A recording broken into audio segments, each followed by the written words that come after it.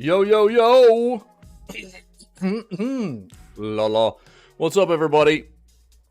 What it do? Happy Friday. It's Friday, man. It's going to be a banger of a day. It's going to be a long day. It's going to be a long day, peoples. Yo, yo, yo. You shake weight jam. What up, Ferret? Booty, baby. Are pretty funny, Gabs. Good old Gabs. I hope Gabs is doing all right. Whoever made COD deserves a huge, huge raise. No. No. No. You're in here inciting violence real early. After I was trying to be wholesome yesterday, you know? Trying to raise your spirits. Trying to tell you that, you know, after you were, you know, having this incident with this person trying to knock you down, who'd you come to, you know? Who was there for you, brother? This guy was. You know, this guy was. I was there for you. I lifted you up. I told you how to take care of it. How to not listen to that person. How to trust in yourself. Not listen to the haters. You know what I mean? And then here he comes back today. First thing. Trying to troll out and incite violence. And you know what? You know what, Soup? I wouldn't have it any other way. I wouldn't have it any other way, brother.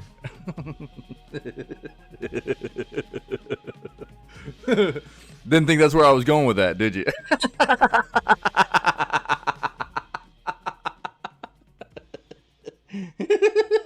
Got him!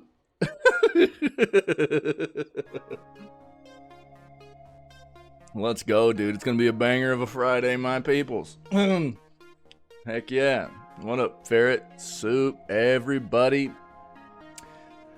Oh, it's gonna be a long one, baby. We're gonna be going from like right now until about 6 o'clock tonight. Or no, I mean 8 o'clock tonight, my time. So we got about a 14-hour stream ahead of us. It's gonna be a long one. It's gonna be a long stream, guys. But it's we got a weird schedule. It's gonna be like the news, then some X Defiant, then a showcase, then probably more X Defiant. Could be Ghost of Tsushima, but it'd probably be X Defiant. Hitting that weekend vibe. Then more showcases to end the night. There's a lot, dude. Then grind before raid. Yeah, exactly, Ferret. Exactly. Yeah, sorry I left that out. Yeah. Yeah. Yard work, hate cutting grass. Brother, let me say something. I've owned, I've had 2 houses, right? I've had 2 houses. And there are pros and cons to both, but I'll tell you this. We live in an apartment right now, and it's managed very well. We've got great maintenance. We've got great property managers and everything. And dude, not having to worry about stuff like that. Like, dude, I don't have to worry about shoveling snow. I don't have to worry about cutting grass. You know, like everything's, you know, like the pool is taken care of for us. You know, like all of the peace of mind of not having to deal with that kind of stuff is actually really nice. For reals. Yeah. Shoveling snow, you don't actually mind because you don't ever get it. Or very rarely anyways. Not like up here. Not like where I'm at, dude. You know, at least. You might get it, but not like we do. Yeah. I know why you say that. But I guess the point I'm trying to... Well, I was referring to you talking about where you're living now, so... in my opinion, I'm just talking about those kinds of things. It's time consuming, and it expends a lot of energy and stuff too, man, that you could be spending on things that are maybe more productive or more relaxing for that matter. So I don't know. I'm just, you know, talking in generalities about those kinds of like responsibilities, right? So when it comes down to it, you know, usually if it's a place you own, you don't mind as much, but at the same time, it is very time consuming. It adds up. It expends a lot of energy. So when you get done doing that kind of stuff, usually you're tired, you know, stuff like that. So I don't know. I'm not really interested in owning another house until it's like a forever house, because I don't care to be putting that much time and effort into a place again. I just don't care to do it. And it's not just the normal maintenance either. It's all the other things that come along with it. Like you were talking about here recently with, like, you know, having to deal with gutters and having to deal with, you know, like windows. And, you know, if you have trees, there's constant maintenance for trees. There's, I mean, you name it, dude. It goes on and on. On and on and on if you own a place. You know what I mean? It just never ends. It never ends, dude. Never, ever ends. There's always something, you know? So, of course, there's pros to a house too, but dude, it's very time consuming. Very time consuming. What is this?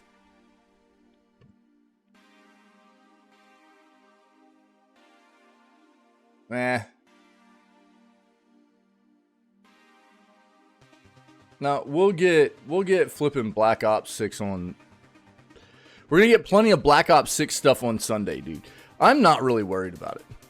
Hey. We got an entire showcase for Black Ops 6 on Sunday, you know? Yeah. Dude, I mean, that's another one of those things, right? That's another one of those things. I mean, one of the reasons we bought when we bought was because, you know, the market was at the right place. We got houses that I knew I could put a little bit of money and a lot of elbow grease into. And whenever we were ready to leave those areas, we would be able to make a little bit of money off of them because they'd be in better shape.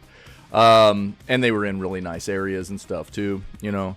And it worked out for us. But it was very, very taxing, you know. It really was. It was a lot of work, dude. It was a lot of work. And I'm not talking about like complete guttings or anything like that, you know, complete renovations or anything. It was just, you know, some surface level stuff for the most part, landscaping, things like that. That's the big thing, you know. I mean, dude, we could talk about that kind of stuff forever right now, about the way the real estate has gotten in the world, let alone just here in the U.S. Real estate has become such a scam. It really has. It's really gross.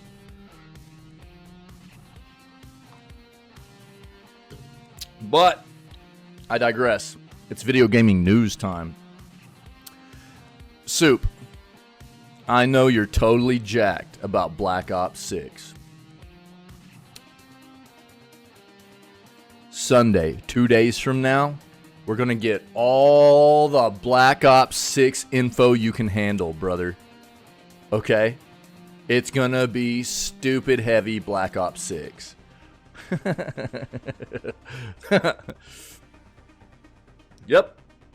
Yep, exactly. Yep. Yeah, there's a lot of wild stuff like that. And bro, the amount of power that HOAs have gotten nowadays is like stupid. Well, why? How did it get to that point? Have you taken a dive into that whole like rabbit hole, dude? Jesus, it's crazy. Like, God dang, dude. What the crap, bro? I will never own. See, here's the thing. There's HOAs. It feels like they're either at one extreme or the other. Either they don't enforce rules that they should for communities, or they take it to the other extreme, which is just asinine rules. You know? Yeah, it's crazy. So I'll never own another house. I mean, never say never, but dude, I don't ever plan on owning another house in an HOA, ever. It's just no way, dude. Let's do this. Video gaming news time. Go. Hey, look what we have to talk about first and foremost there, Soup. Hey, it's your favorite, Soup. Just live in Florida? Florida has HOAs, bro.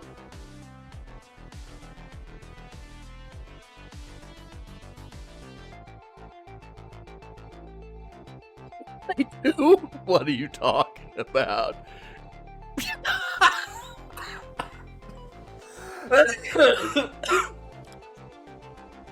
Brother, you should have spelled it like this, though.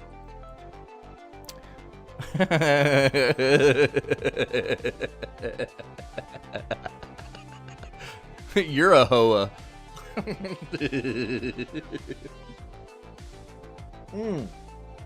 I got a hole in my lip. Hold on. What happened? Interesting. Hole in my lip.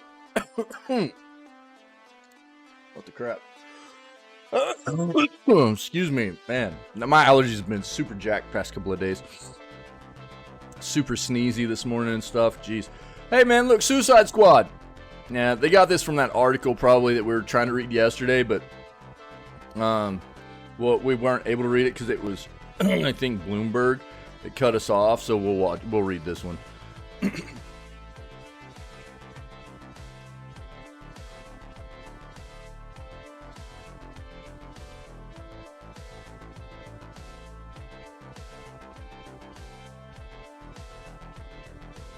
What?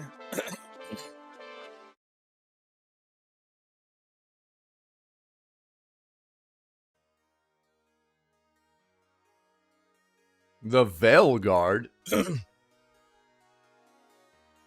That's not what this game's called. Oh, it is! They changed it, apparently. Interesting, we'll read this. So it's apparently being called the Veil Guard, not Beowulf anymore. That's kind of wild. We'll verify that. We'll try and verify that this morning. Why did this game get so far along in development with that name before they decided to change it, though? That's kind of weird. We'll see. That's why I was thrown off at first. I was like, the Veil Guard? What is that? What'd you say? If AoE is area of effect, then HOA is home of area.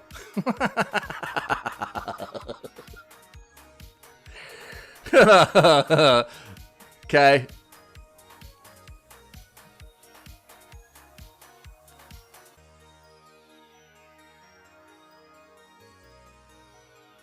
Yo, rumor, Mega Man games coming to the Game Boy and Nintendo Switch online library. That's cool. There'll probably be microtransactions in them, though. Because it's Capcom. Too soon?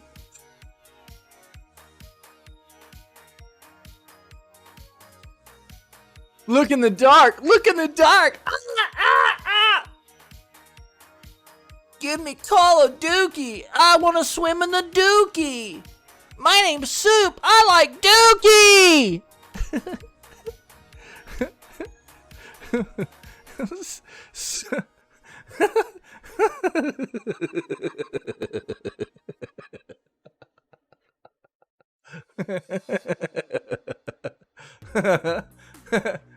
I heard Ganondorf's gonna be in COD. Nah, dude, we'll see it on Sunday. We'll see it on Sunday, dude. I guarantee you we'll see it on Sunday. They're having an entire showcase dedicated to Black Ops 6. How long is it, bro? Jesus. I don't want to be digging into too much like Call of Duty crap over the next couple of days. 57? Okay, we'll watch it, brother. It's whatever. But here's the thing. Understand this. I really don't want to be diving into too much Call of Duty stuff. You know what I mean? We're getting an entire dedicated showcase after Xboxes on Sunday. We're going to watch together. I'm going to be overloaded with Black Ops 6 stuff at that point. I don't want to be getting, just the same thing as like all the other information. All the other information that's been coming out about like all the other games we're going to see at Xbox's showcase, for example, like Doom and, what are some of the other ones we've been seeing, like Gear stuff and Fable stuff, and you know, I'm just not diving into it right now. It just doesn't make any sense. When we're about to get showcases, it's a lot of, you know, just precursory stuff to what we're going to get the showcases for within the next few days, you know. So there's not a lot of point in me covering that kind of stuff whenever we'll get the definitive information very, very soon. You know what I'm saying? So I'm not going to be diving into, it's not just like a stance against Call of Duty. It's not. It really isn't. It's me staying away from a lot of these games that we know we're getting information on in these showcases coming up for the most part. There's not a whole lot of point in diving into it when we know we're getting definitive information on a lot of it. But I'll watch it, dude. I'll watch it. Thank you.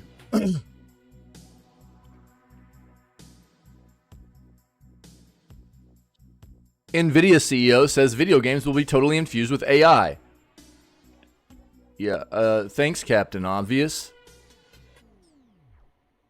Obviously. Again, I mean, the hope would be that it's being done in an ethical manner, but I don't think it is going to be. You know what I mean? So, unfortunately.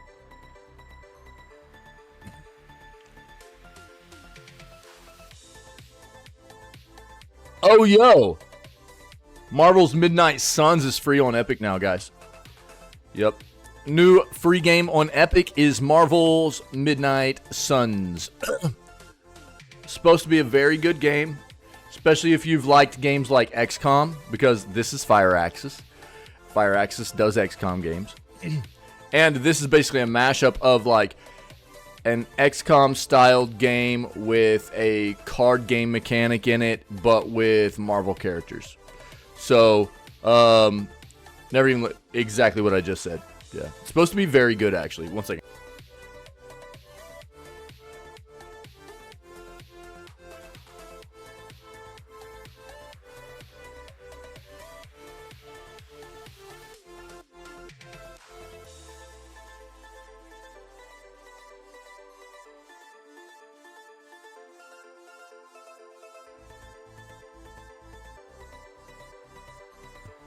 Sorry.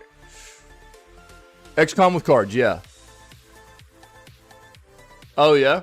Yeah, dude. Yeah. Yeah, smoochers with wifey, yeah. Yeah, the wife's headed to work. Yep. Had to give her those snoggings, bro. That's right. Yeah. But yeah, basically Marvel's Midnight Suns, take a look. It's got a lot of different characters. Right now, it's even... So what you get is the base edition, right? But it's usually $60. It goes on sale quite often, but getting it for free is still very good. They do have some like digital plus edition that gives you like some premium skins, stuff like that. They got some of this other stuff in there you can get on sale right now. But if you look at like the game itself, there's oh, they're not really giving you good screenshots on here. Look at it on Steam. Look at it on Steam. Steam, you'll probably get a better idea of what the game offers. Or watch those videos right there. But definitely a game, in my opinion, that if you know, you enjoy that universe, or you enjoy those, you know, tactical turn-based combat squad type of games like XCOM, then you should be picking that up, I think. Yeah. If you'll take here, I'll just show it real quick.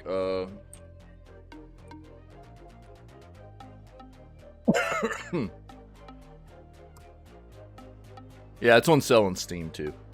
Yeah. So, very positive, 82% all time of over, or creeping up on 13,000 reviews. Looks like. So you'll see, this is more of what you'll see in the combat part of the game, right? So you'll be able to pick different characters to be part of your squad. You collect different cards, but the cards are randomly generated into your hand. So you'll have a deck, right? But the cards you get into your hand will be kind of random. And that is what you go off of with, like, what kind of moves you're able to do in the combat zone and taking on the enemies and stuff like that.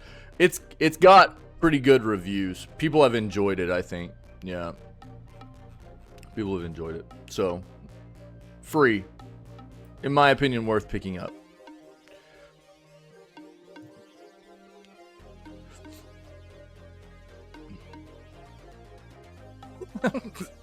Soup's gonna have a flipping heart attack, dude. You can. I'm not. Act like you don't search COD every single day anyways. No, thanks. I'm good. Appreciate it. Can we search personality improvement on Google and see what comes up?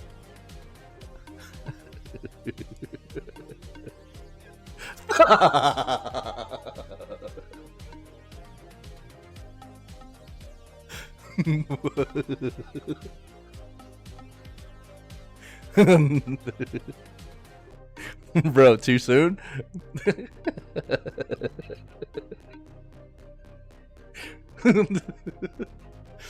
You know I love you, dude. I gotta keep you on your toes, though, dog.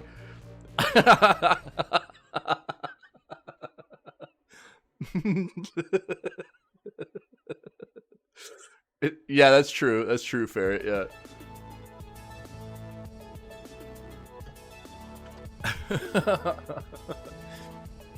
Lego Horizon Adventures might officially be announced in a few hours. Yeah, we'll see. We'll see. Again, so the showcases we have popping off today. Soup, don't be mad, dude. I love you. I'm just playing with you, dog. He's like, I'm out of here, bro. This guy's a butthole. Dude, when did this pop up? Guerrilla Collective was yesterday? This wasn't on the... Okay, well, we missed that, I guess. Guerrilla Collective was yesterday. What? There you go, Soul Cleanse. That's right, dude. Dude, I looked at this schedule yesterday, and this was not on there. Was it garbage? Was it? We'll have to see if we can, here. How do they even spell it? Yeah.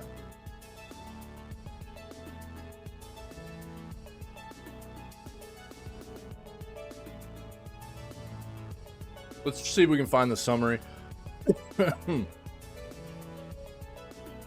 No, not IGN. Thanks, though. Let's go with this. We'll summarize that. Coming for you means we should check it out. I know, that's what always worries me. That's why I was like, well, we'll pull it up and see what was on there. Yeah. Yeah, so we got accessibility showcase popping off at 10 o'clock this morning. So we'll probably we'll do the news, we'll do a little bit of X Defiant, then we'll have accessibility summer showcase, right? Which pops off at 10 o'clock my time. So probably about an hour and a half after the news ends or something like that, close to that. Then, by the time that ends, we'll have until 4 o'clock p.m. before Summer Games Fest starts. So from probably 11 to 4, we'll have like 5 hours of like buffer time before all the showcases start up tonight, which is Summer Games Fest Live, Day of the Devs, and Devolver, right? But those showcases are going to happen from basically 4 o'clock my time all the way until 7 o'clock, starting 7 o'clock my time. So we'll be watching showcases from like 4 o'clock this afternoon until about 8 o'clock tonight. So about 4 hours tonight. We'll just be watching showcases to end the stream. So that'll probably be the case. Get ready for that. All right. That's kind of the way the schedule is going to go. It's going to be a weird day. Are you saying if I say a game is bad, it's good? Yeah. And if you say a game is good, obviously it's trash. Yeah, dude.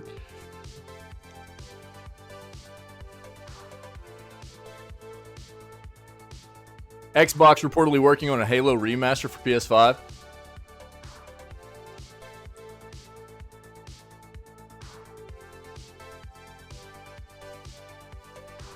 For PS5.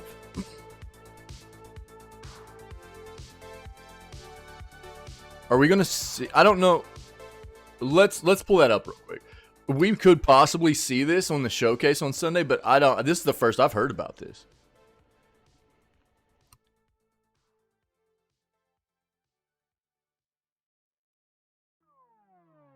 That's what I think we need to discern from this article. That's what it doesn't necessarily give us definitive information. That's what I was wondering too, Ferret.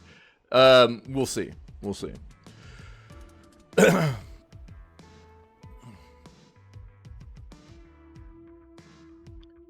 So that's like what this is saying. Halo could be getting another remaster and even a PS5 release, right? So I'm guessing. I don't think there's any way that they would like remaster it again and not release it on all platforms. That wouldn't make sense, right? It wouldn't make sense for Xbox to go, let's remaster Halo and just release it on PS5.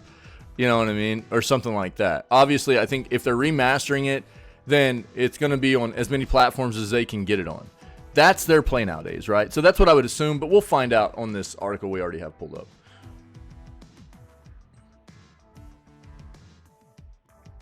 Video Games Chronicle for the Gorilla as well. Let's see which one of these is going to be better to look at. Okay.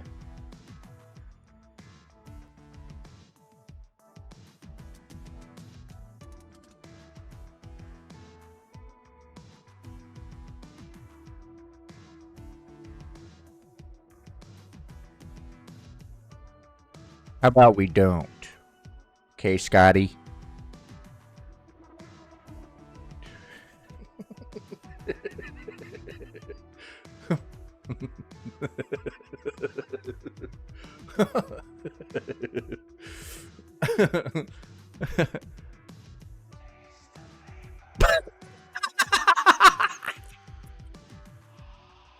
Brother, that's flipping hilarious. Nice, dude. Oh, Jesus. New Neon Blood trailer news. We'll see what this is. That's flipping funny, dude. The Thing video game remaster teased by Night Dive? What? Crazy.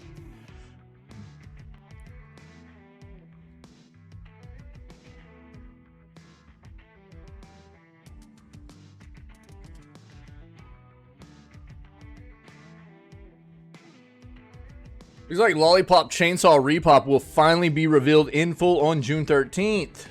We've been talking about this. We've been seeing rumors about this for a while, too. So, there we go.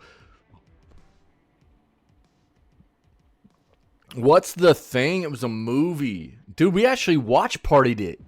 We watch partied The Thing. Yeah. It was a movie from back in the day. It got remade as well. So the movie was originally what? Look at this, brother. It was like a 1982 movie, right? And then it got remade into what? 2011. And we watched the 2011 version.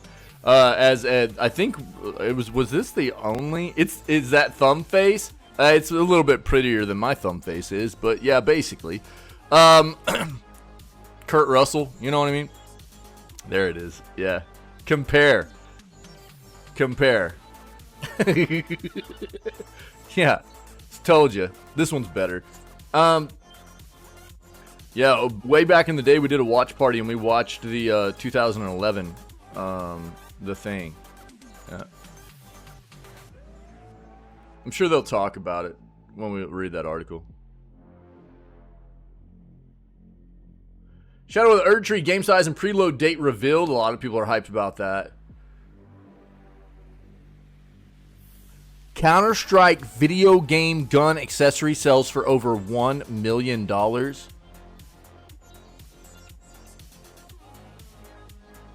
What?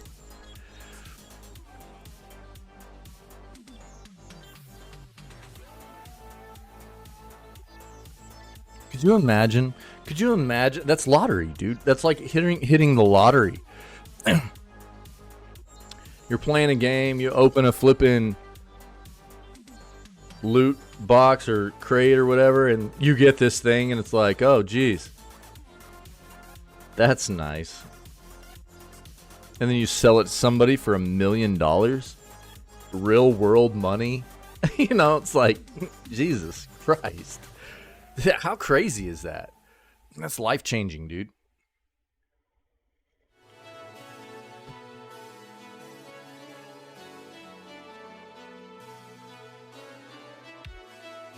Looks like Summer Games Fest is going to unveil Blumhouse's future horror video game slate. That's cool. We knew they're making a bunch of games now, so I'm excited about that. I hope they're good.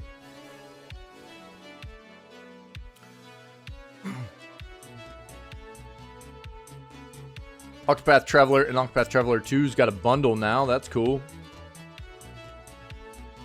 Gross. Alan Wake. Yep, Marvel's Midnight Sun's now free on Epic. We just talked about that just a moment ago.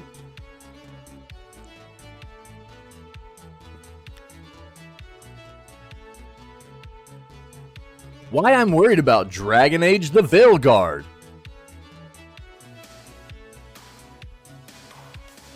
Two words for you.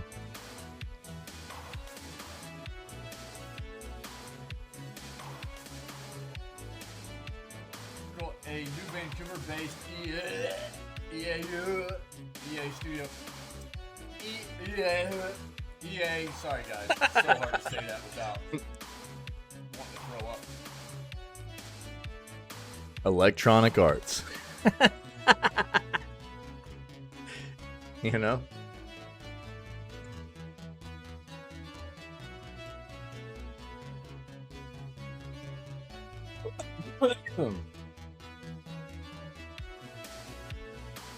Sad but true. Same thing. Yeah. Electronic farts. Yep. Same thing.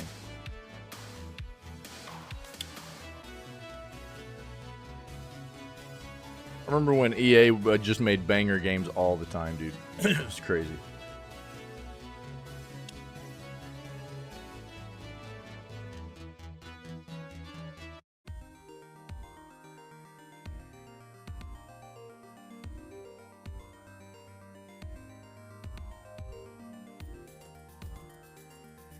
We already knew that Black Ops 6 was releasing in October, so that's not big news.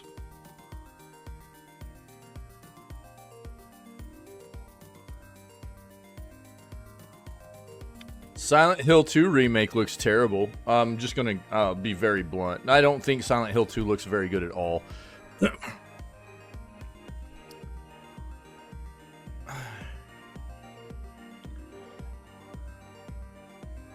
I think they've done some decent stuff. You know, and like I said, when you talk about a company like EA, they're so massively huge, right?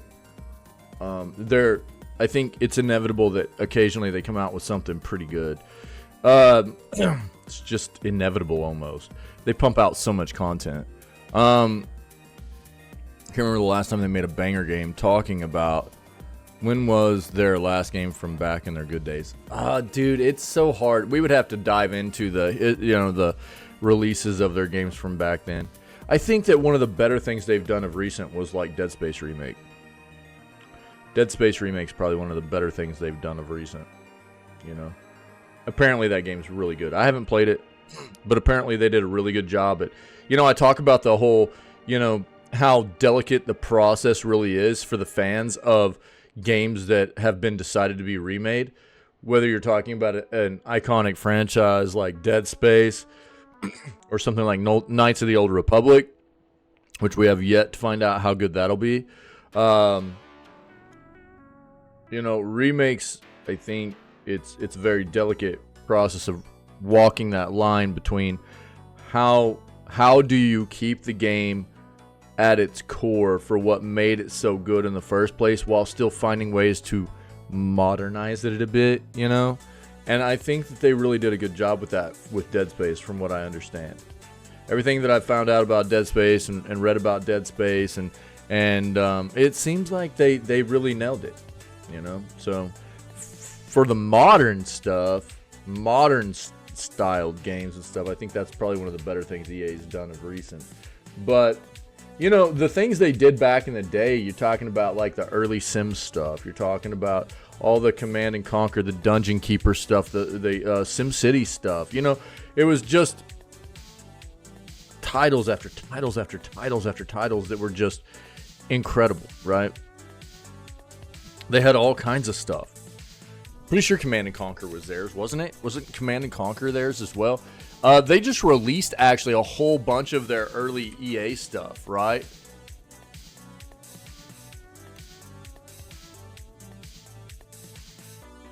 Dungeon Keeper, Command and Conquer, dude. There it is, Command and Conquer. Yep, Command and Conquer, Sim City,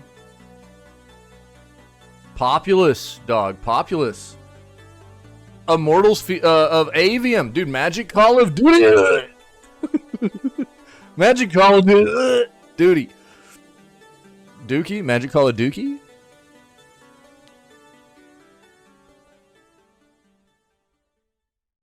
Yo, Davey, what's up, friendo? How you doing, man? Now, obviously, I mean, the Mass Effect games from back, you know what I mean? People always loved Mass Effect. That's not as old as those other ones we're talking about, you know? But the early Dragon's Age games as well. But, dude, all the Command & Conquer stuff, you know, those were so good. I remember playing the crap out of Command & Conquer. The early Sims games. I played a lot of the Sims, early Sims stuff, dude. Played a ton of Sim City.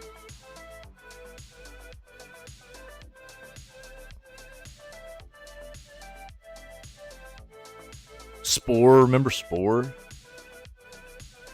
It is BioWare, but it's also now EA.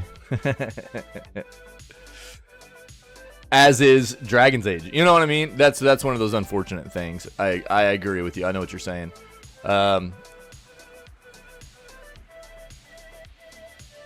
Like SimCity days, yeah. That's what I was getting at.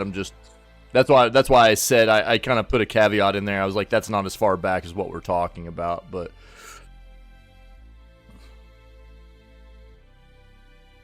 there are a lot of people that aren't going to remember when BioWare was just BioWare and not like associated with EA. You know what I mean?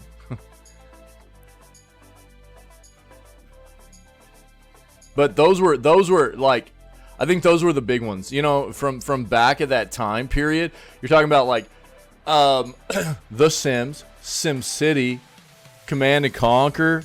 Dude, Command & Conquer was huge. Dungeon Keeper games were big too. You know, those types of titles, right? Plants vs. Zombies games were bangers. I never played any of those, but I know people really, really enjoyed them. Yeah. What up, Reject? How's it going, man? Just parked outside of work. Davey, I hope you have a banger of a day, my friend. It's good to see you, dude.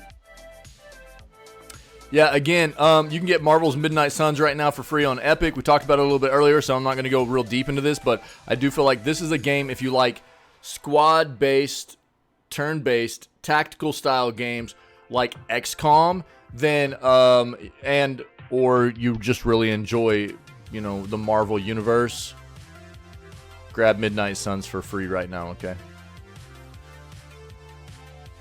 I'm getting it. Let's go, dude.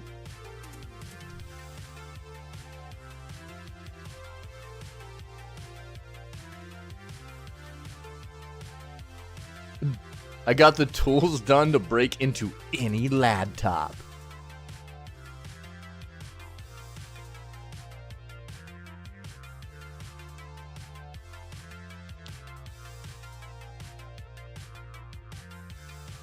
Be a good boy, Soup. Be a good boy. I'm not spooked. I'm not spooked. Yes.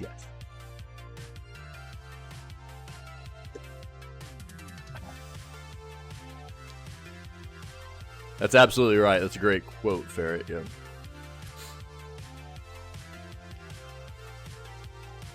Florida! What's up, my friend? Yo, are you getting a nice long... Dude, how was all the intern stuff? Are you working today?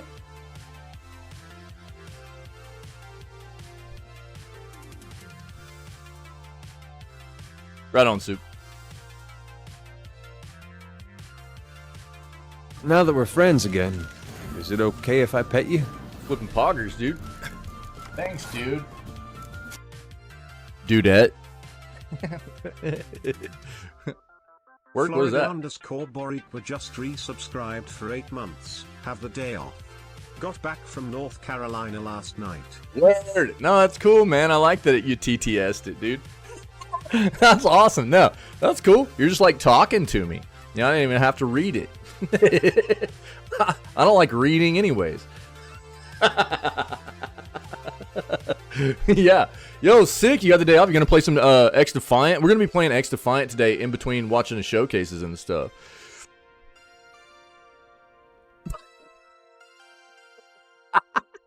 Florida, dude. That's funny, man.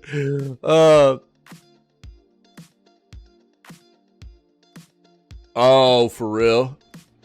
Oh, interesting, Ferret. Yeah. Yeah, that's why, you know, that's why a lot of times whenever kids get into, like, go out of high school and into, like, higher education, they're always having to be told again and again and again, you cannot use Wikipedia as a reference for citing in your papers and stuff you're writing, because it's just stuff that's put in there by, like, random people, you know. Yo, let's go, Reject. Hey, if you need to take a mental health day, dude, I'll approve it, okay? You need a sugar daddy? Let's go, Reject. Yeah. Yo, if you need to take a mental health day, dog, you just go ahead and head home, okay? We'll be here for you. I can sign off on that if you just send me the slip, okay?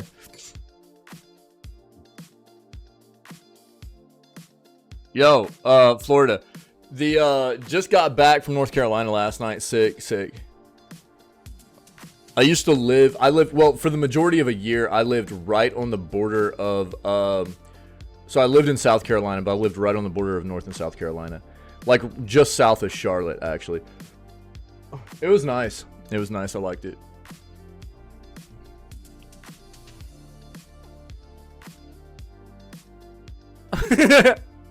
I have the letters. Nice. Well, I write like a doctor, so it works. Just scribbles, you know. Oh, really? Yeah. Oh, yeah, Ferret. Yeah. Cool. Yeah, we got you, buddy. We with our doctor powers combined, we'll get you out of work, buddy.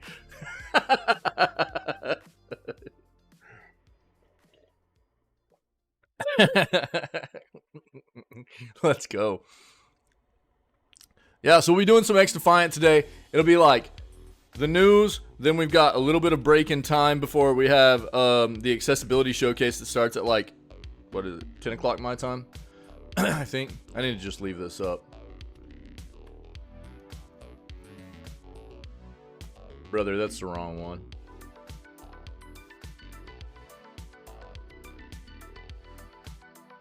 Yeah, 10 o'clock my time. So then from like 10 to 11, we'll watch a showcase. And then from 11 till like 4 o'clock in the PM, we got like 5 hours of game time. We'll just probably play X Defiant with like the community and stuff. And then we got showcases all night long, dude. From like 4 o'clock PM till about 8, we'll be watching showcases for like 4 hours. So we got showcases all night long. I'll just probably leave this here, leave it up today. But we'll be doing a bunch of pew-pewing, dude. Bunch of shooter stuff in between. Looks like Enshrouded's had a bunch of updates here lately, man, for anybody that's been into that and playing it. Game Pass reveals it's... I think we've seen the... Yeah, Octopath Traveler stuff. We've seen all that.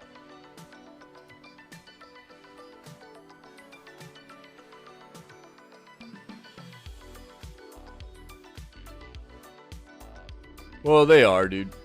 They are dying. Yeah. I mean, we're over halfway through the life cycle, right? Of these, well over at this point.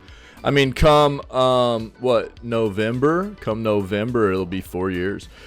4 years into the life cycle of the PS5 and the Xbox Series X and S. And at this point, for sure, I mean, we're really hitting the point where a lot of these developers are... Now, here's what you have to understand. So a lot of these developers are kind of moving on to not wanting to worry about releasing their games on the previous gen consoles anymore. But there's a big old butt in there, dude. Like a battle cakes, you know what I'm saying? You know the company you're talking about here, right, Soup? Activision. And what do they care most about? Yeah. Money. Money. That's right.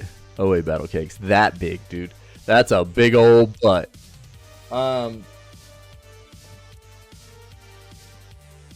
So, where how do they stand to gain the most money on the release of their games? By continuing to release them on as many platforms as possible. That means they get as many retail sales as possible, right? It's not about making sure. Cake.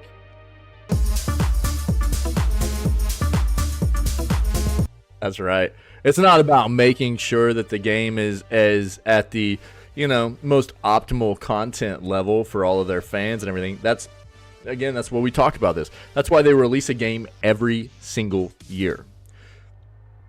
It's not about the best content they can make. It's about the quantity that they can push out. They want a new one out every single year.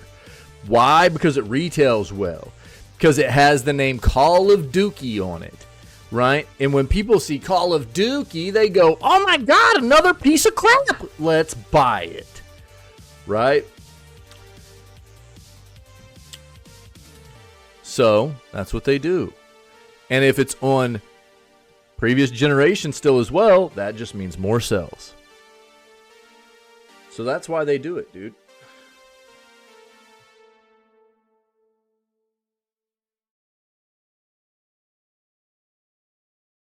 Five Nights at Freddy's Into the Pit releases first trailer. We'll take a look at that.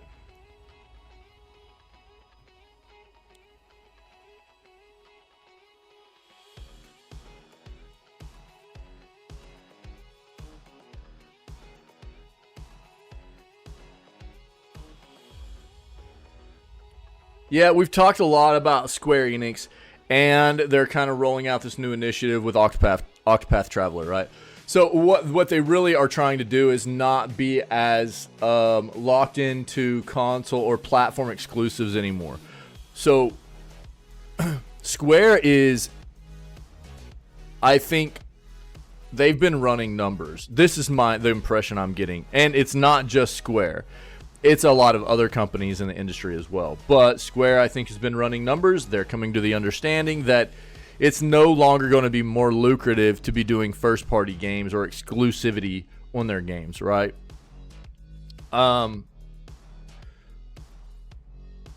So when you think about it, the gaming side of entertainment continues to grow and grow and grow and get bigger and bigger and bigger, right? And there's many, many platforms for people to play on across console, PC, mobile, you name it, right? So if you have an exclusive, yeah, you get a lump sum from that platform out the gate. But what you're missing out on are those segments of other platforms, players that would be able to buy your game. And previously in the history of gaming, it might have been more lucrative for you to have that exclusivity, right? Depending on how much you're getting from that company to have an exclusive game on their platform.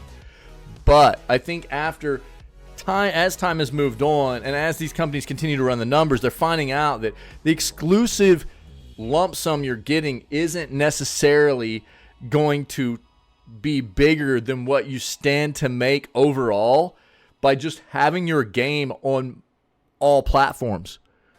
Having your games on all platforms means that there's so much more potential for retail sales out there and anything else within, all, whether it be, in-game transactions for, extra DLC or microtransactions or battle passes or whatever. The more people's hands that have the ability to play your game and own your game and be in your universe and stuff like that, the more you stand to gain. So maybe not initially lump sum wise, but longevity wise for sure. So I think that's what Square has come to the understanding of. I'm sure they have a lot of people crunching those kinds of numbers, and that's where they're headed. So we're starting to see Square kind of change. They've been one of the bigger players in the industry for quite some time to do exclusives, right? But I think that's changing quite a bit moving forward. Be ready for it.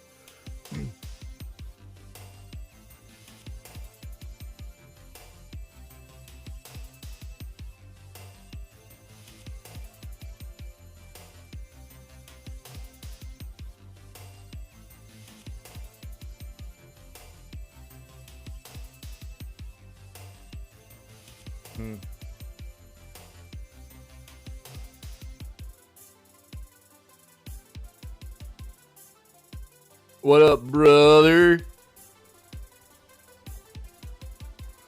Looks like there's a ukulele remaster coming our way. We got a lot of articles today.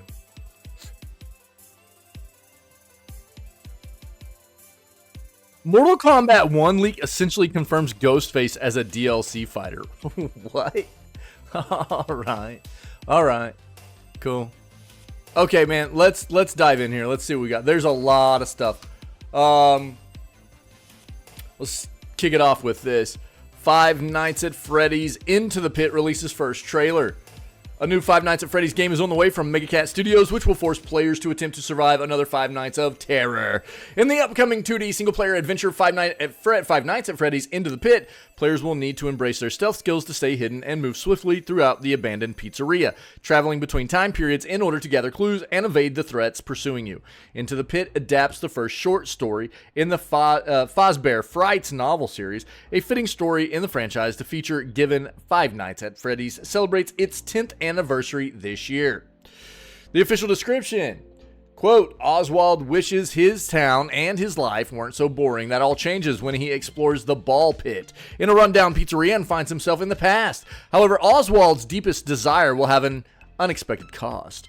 The different time periods will be key Into the Pit, adding to the overall sense of dread, as not only is Oswald's life in their hands, the lives of Oswald's father and children from the past are as well, and the consequences for not saving them will be dire. 10 years, I know, crazy, right? I know, Reject, isn't that crazy? I never would have thought that either, dude, but I loved what, my I always liked I will watch this real quick, but oh yeah, for sure. A Mount Rushmore of horror villains? Yeah, absolutely. I mean, you're talking about like Jason, Freddy, Ghostface is definitely up there. The puzzle guy from Saw, for sure. You know what I mean? There's and the list continues to grow, right? But there are these iconic Texas Chainsaw Man, yeah, Leatherface. Yeah, there's Michael Myers. Yeah, there's a ton. Yeah, there's a ton. Leatherface, Hellraiser, yep.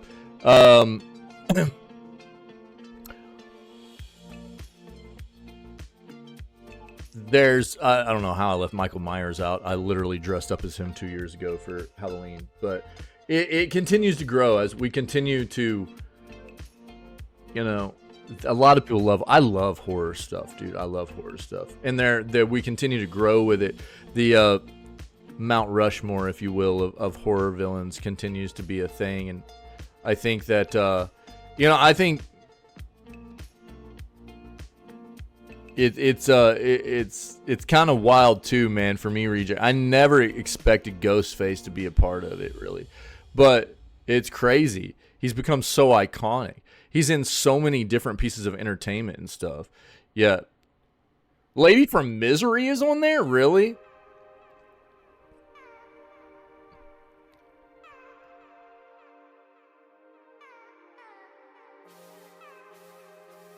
Wait, pronounce the R's in what? What was I saying? Horror? Brother, now you're just making fun of the way I talk. Alright? You better knock it off.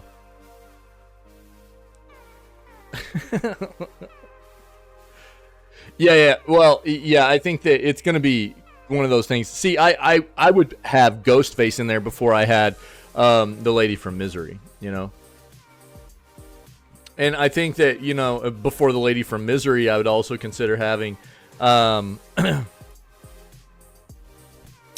Oh, why can't I think of his name? From oh Jesus, I'm tripping, dog.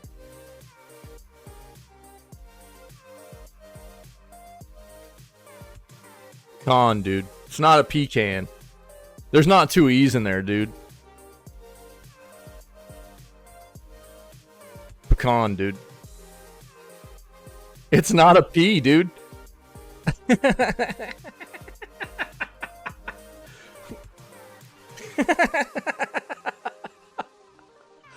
Pecan.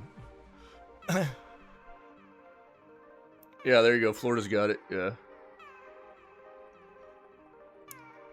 That's what you meant? Brother, you literally spelled it out totally wrong. Learned it as a pecan? Yeah. I know, a lot of people say it like that. But I mean, look, I mean, a lot of things are just relative to where you're from. And the U.S. is just such a crazy place for accents, and, you know, the enunciation of words and stuff gets... Because, I mean, obviously, I say things totally wrong. You know, there are a lot of things that I say. I can't enunciate certain words differently. You know, dude, Florida, whenever I went into the military, so where I grew up, it was called Pop. It was called Pop. And whenever I went into the military, nobody knew what I was talking about. Nobody knew what I was talking about. Well, that's what I say now, Ferret. That's what I say now because of my military experience. So everybody in the military just said soda. So when I was saying, oh, I'll get a pop, and they were like, what? Like, you know? So I had to change the way I talked. I had to start saying soda because nobody had any idea what I was talking about. Yeah, the Coke thing is a little bit odd, I agree. Yeah. Yeah. Because Coke is a definitive kind of soda, right? But there's things there, so where I'm from and with my accent, there are just things that I don't enunciate well. Like, I don't, you can't tell a difference whenever I say, like, between the metal 10 and the number 10, I say them both the same way. Or a needle, as in a pin, and a pen you write with, I say them the same way. Or a well that, like, swims in the water, or a water well, I say them the same way. It's just part of, like, where I'm from and the way people talk, man, you know? So there's definitely things that I don't enunciate well. I don't differentiate between the way I say certain words. And my wife rips me for it all the time, you know? She gets me for it. She thinks it's funny, and she doesn't let me hear the end of it. It's pretty funny. Oh, and Sykes gonna come in and get some in here too, because he knows what this is about. Oh, for real? Railroad? Yeah.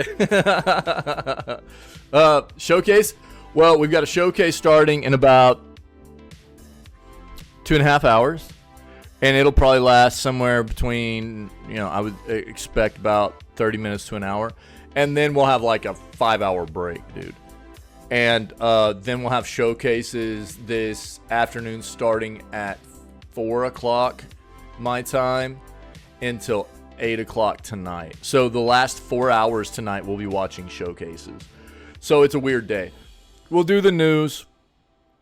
And then probably like an hour to an hour and a half after the news, we'll watch our first showcase.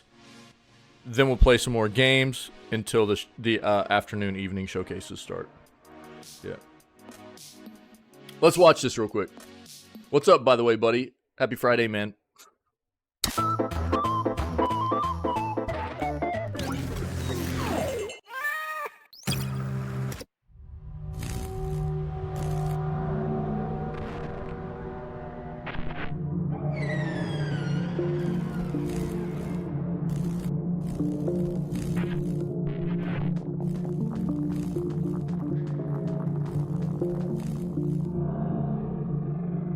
Welcome to Freaking Boss Bear TV.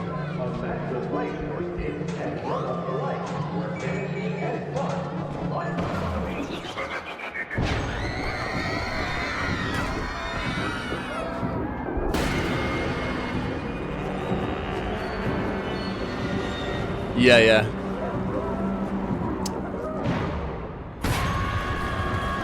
I love how well the pixel art has been able to be modernized though.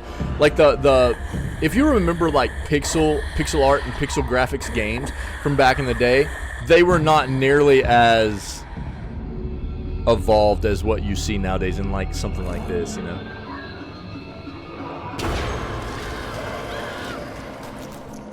Dave the Diver's another good example of one I played recently. That the pixel graphics were just insanely good. But it does give you that nostalgic vibe that I love. Very, very good takes on like retro styled kinds of games, you know. The key features listed for Five Nights at Freddy's: Into the Pit.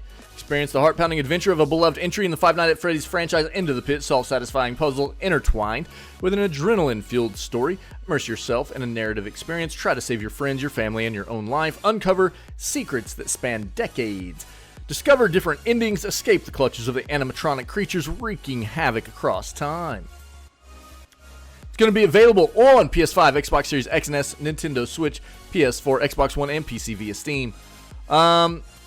No exact release date yet, but we'll keep our eyes and ears open for this, guys. Stop it. There we go. Yeah, fair. No worries. Mortal Kombat 1. This got us on a discussion just a second ago. Yeah, the whole, like, iconic horror villains, you know? There's a lot of good ones. And it continues to evolve, you know, as time has moved on with the horror genre of entertainment, and which is something that I've always enjoyed. I've always enjoyed it a lot. And I remember, you know, initially whenever Ghostface was created and everything, you know, I didn't ever expect it, just like Reject was talking, I didn't expect Ghostface to become as iconic and as popular as Ghostface has become. What's funny is some of my favorite were what were the movies, the slapstick movies with Ghostface in them, you know what I mean, done by the Wayans. Dude, those movies were so funny. Scary Movie, that's what they were, right? The Scary Movies. bro, those movies were so flippin' funny. Those movies were so good. I haven't watched them in a long time either, but God, those used to crack me up whenever I was younger, dude. So, Mortal Kombat 1 leaks essentially confirms Ghostface as DLC fighter. A new leak seems to have all but verified that Ghostface from the Scream franchise will be coming to Mortal Kombat 1 as a DLC fighter. At this point in time, MK1 is nearing the end of its first combat pack. Homelander, the latest DLC character in the game, finally became available this week and will be followed by Takahashi Takeda to close out the combat pack. Assumedly, another combat pack will then start to roll out for Mortal Kombat 1. Afterward, much as it did with MK11 and Ghostface, will seemingly be one character arriving in this wave of content. As part of the latest update for MK1, new voice lines were found by data miners to have been added to the game. Notably, one of these lines of dialogue happens to see the character Melina using Ghostface's name, which suggests that the character will be coming to MK1 down the road. For now, NetherRealm hasn't announced any additional fighters for the game outside of those in the initial combat pack, but it's becoming increasingly clear plans are in motion behind the scenes.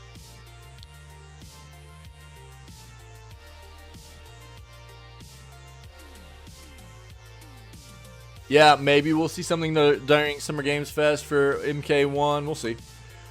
Shadow of the Erdtree game size and preload date revealed. Here we go. Shadow of the Erdtree's game size and preload details have seemingly been revealed. According to a post by a prominent game news source, PlayStation game size, Elden Ring Shadow of the Erdtree will take up more than 16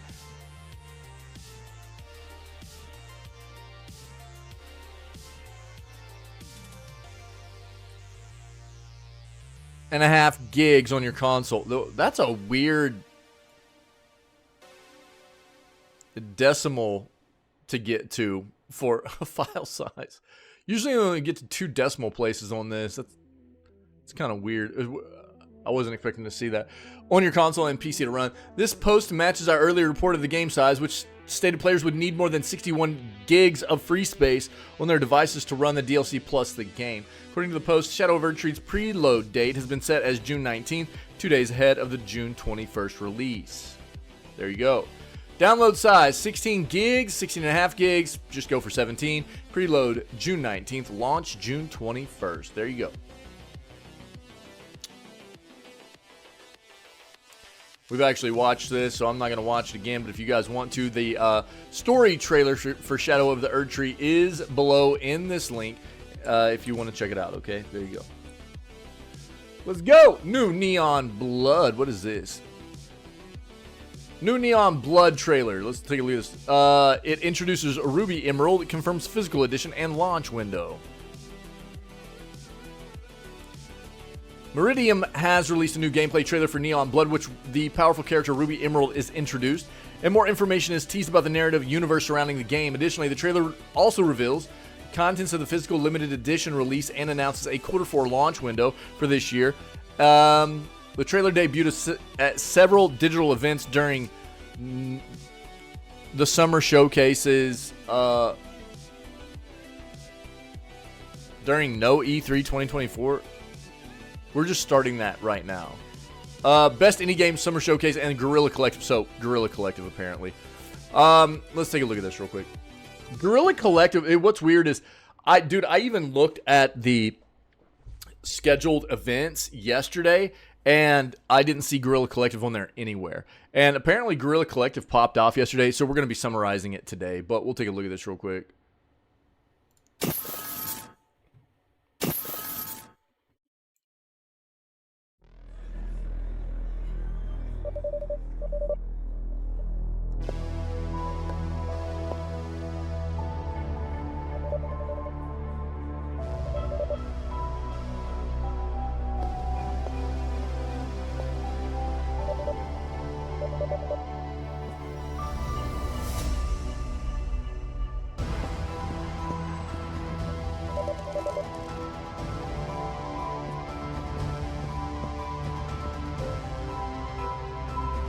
Yo, that's me back there. Did you guys see me? This is another, dude, pixel graphics done so well right here. Look at this.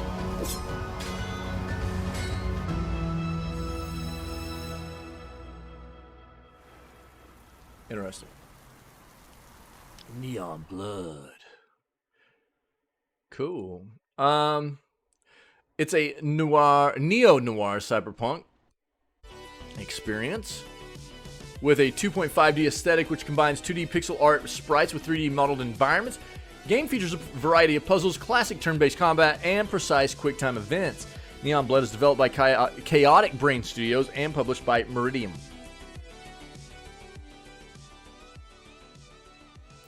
Do we have this? Neon Blood. You can find me in the blood.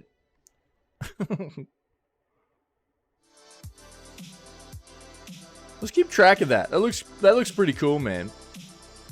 If you guys want the link, have at it. There you go. Yo, crazy Psych. I was just talking about Cycle, remember? I think he was the one that actually recommended this. Psych recommended us watch The Thing, I think, and that's why we did the one of our only ever. It might have been the only time we've done a watch party here in the channel before they so rudely took it away from us this year, because Amazon has fired 2/3 of the employees at Twitch and says we can't afford to continue to devote resources to watch parties when it's already been a part of the platform for so long. And then raises prices of subscriptions on everybody as well. You know, it's quite clear what's happening here with the Twitch platform and Amazon. But I digress. We got to watch The Thing as a community here. Actually, the remake of The Thing together as a watch party earlier on in the stream's history, and it was fun to do that together. Apparently, they're remastering the game Night Dive Studios, who is now owned by Atari, if you didn't know that. John Carpenter's The Thing is one of the most beloved horror movies of all time. In 2002, it received a video game that acted as a sequel. Released on PC, PS2, and the original Xbox, the game had players arriving at U.S. Outpost 31 to investigate the events that transpired in the 1982 film. The game was a critical and commercial success, but has never been made available again. Seems that could soon change, as the official Twitter account for Night Dive Studios has dropped a teaser for a new game that will be revealed this week. Following the teaser's release, many posters on Twitter noted the image seems to be a close-up of the box art for The Thing. In the original box art, the game's protagonist, Captain Blake, can be seen in the foreground, while a group of Special Forces members can be seen trailing behind. In the sky, we can see an infected amalgam, which includes a face screaming in agony. The cover's original blue coloration was swapped for orange, and the teaser image is zoomed in to just show the distorted face. But that wasn't enough to fool fans of the game. The teaser from Night Dive can be found below. Nice, dude. Since The Thing video game takes place after the movie, it actually offers something of a resolution for the film's ambiguous ending. Fans of the movie will have to decide for themselves just how much they want to look at this as canon, as John Carpenter has his own thoughts about the truth, and we don't actually know how that lines up with the game's events. Carpenter is a big fan of video games in general, though, and he does make a cameo appearance in The Thing game. For those that never had a chance to play The Thing, a remaster could be the perfect opportunity. And Night Dive has a knack for bringing back beloved games. Agreed. Giving them improvements for modern platforms. Yeah. Night Dive plans on revealing details during IGN Live on Friday. So, IGN Live, look, this is the problem. IGN Live is running all 3 days.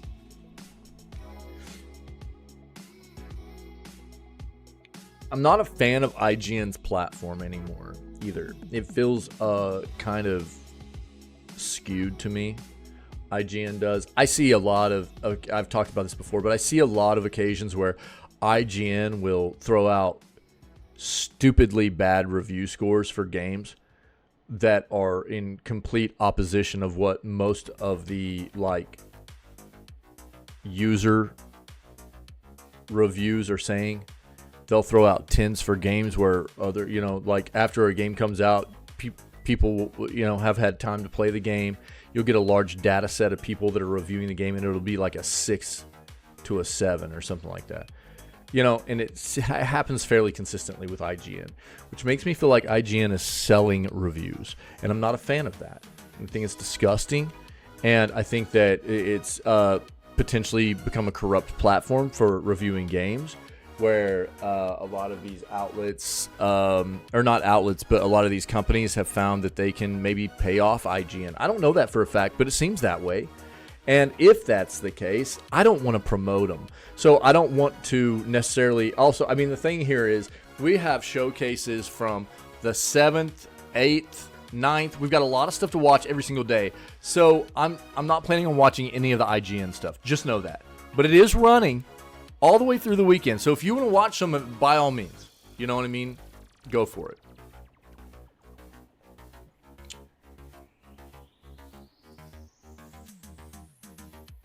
So apparently we'll get some more information about this remake or remaster here pretty soon for The Thing. All right. Probably after the weekend's over, we'll have some nice information about this coming out of Night Dive. It's oh, look at that rando mode, dude. Perfect.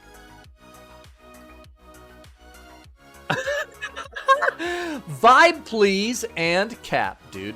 Let's go. Get your emotes in there. Yo, Lollipop Chainsaw Repop will be revealed in full on June 13th, guys. We've been hearing about this game coming back to us for a while now, and this is basically a week from now. So next Thursday, we should be finding out more about Lollipop Chainsaw Repop, finally. So midway through 2023, Dragami Games revealed that Lollipop Chainsaw Repop, the remaster of the 2012 zombie slasher, was being delayed into this year. Fast forward to today, and we still don't have much news regarding the release of the scandalous, gory game. That's about to change, though. recently announced that a full reveal of Lollipop Chainsaw Repop will take place next Thursday, with the team confirming the release date and platform spread and showing off the game's first trailer. In the comments under the post from Yoshima Yasuda that revealed this news as a commonality of sorts, many users are begging for Dragami Games to release Lollipop Chainsaw Repop in full uncensored fashion. Bunch of thirsty gamers, with some praying that Sony doesn't ruin it. In 2012, Lollipop Chainsaw was released to a positive reception, but became the butt of a controversy based on the lead character's appearance and outfits, mostly skimpy cheerleading costumes, excuse me. Yeah, Ferret, no worries, dude. Yeah. Unlurking, let's go, dude. Get your random emotes in there, peoples. Earlier this year, Stellar Blade was released. Yeah, we know all about that. There are high expectations for Lollipop Chainsaw Repop. More than a decade ago, the game offered an entertaining and brutal story that saw players acrobatically slicing and slashing through hordes of zombies. It was mindless fun, but it was a hit with players worldwide. There's little depth to Lollipop Chainsaw, but there is an unlockable achievement that users can secure for successfully peeking up Juliet's skirt. So there's that. We know who's going to be playing this, right?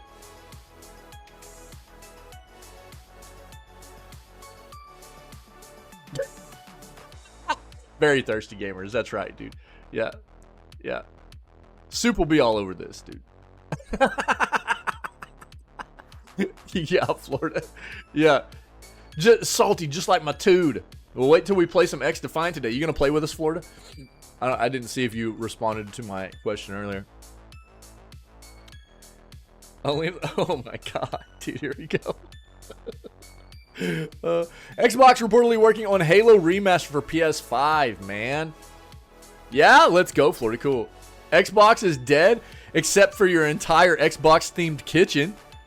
Come on, man. Oh, okay. Is your garage door jacked up or something? Yo, has anybody ever replaced one of the springs on your garage door?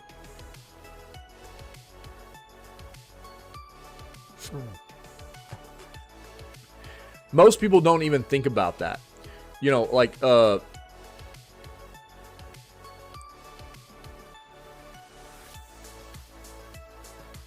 done it. I did it myself. I did it myself. We had a garage door where one of the springs broke. And, yeah, I had one break.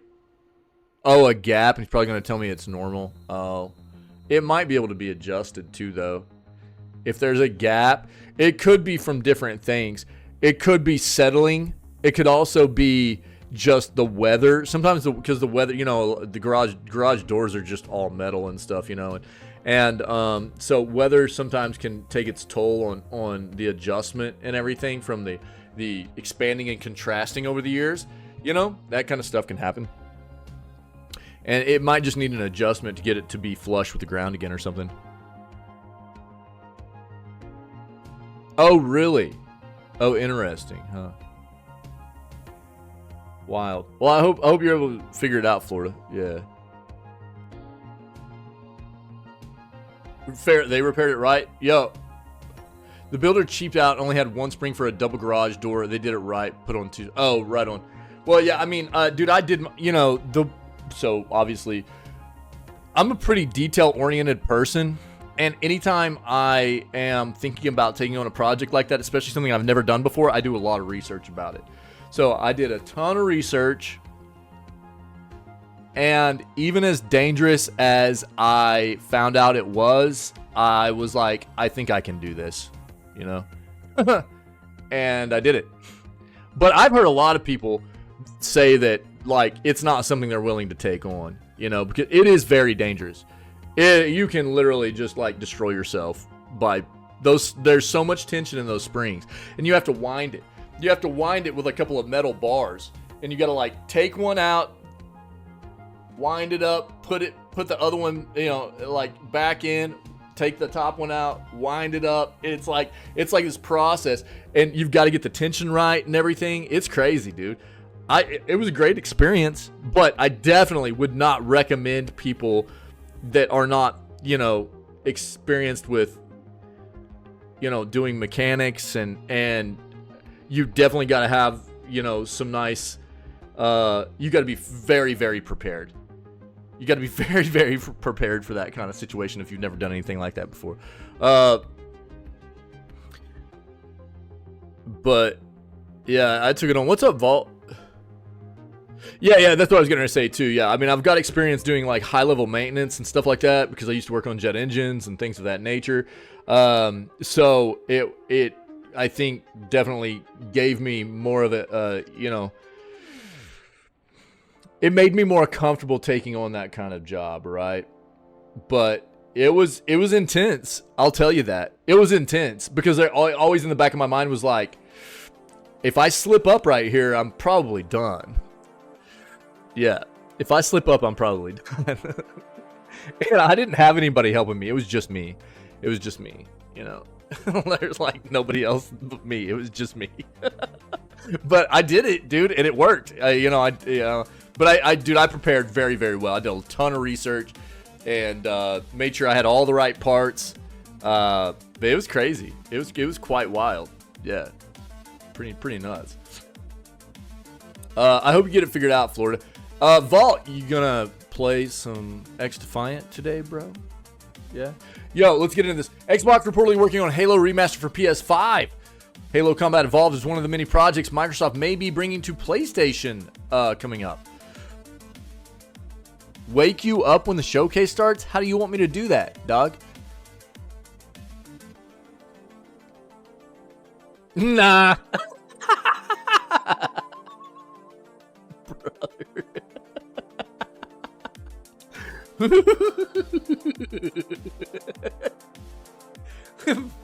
Funny, bro. Since Microsoft decided to port former Xbox exclusives to rival platforms, many fans have wondered whether legacy Xbox franchises will get the same treatment. It looks like that's exactly what Microsoft has in store. A new report reveals that the company plans to bring its most iconic mascot, the Master Chief, to PlayStation. A new report from The Verge reveals that Microsoft is planning to port a new remaster of Halo Combat Evolved to PS5.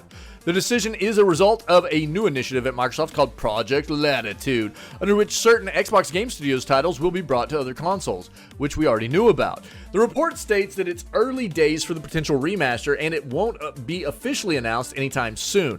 So that means that we probably will not see it this weekend. They probably won't talk about it this weekend, so don't expect that, right? Xbox Showcase is on Sunday, by the way. That seems to track, as Microsoft will have plenty of other announcements to keep fans busy with, including a potential Xbox handheld reveal, which we discussed yesterday, right? As well as Doom, Gears of War, Fable probably, you name it, dude. There's going to be probably Avowed, all the studios underneath them, all the projects they have running. There'll be a lot of stuff to be talked about at Xbox, right? As well as, obviously, anything Activision Blizzard as well, right? Black Ops 6 is going to have its own dedicated showcase, stuff like that.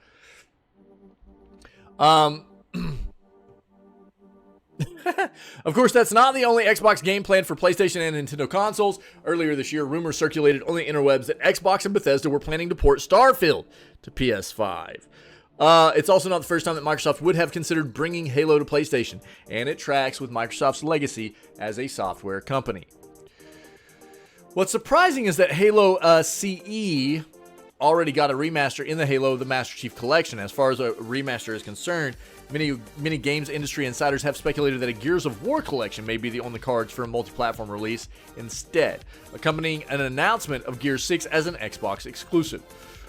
While bringing live service games to rival platforms makes sense, a decision to bring Microsoft's best Xbox games to PlayStation is sure to ruffle some feathers. While the company has committed to developing next-gen Xbox hardware, many in the industry are unsure about the company's place in the traditional home console space. Well, let's be fair here.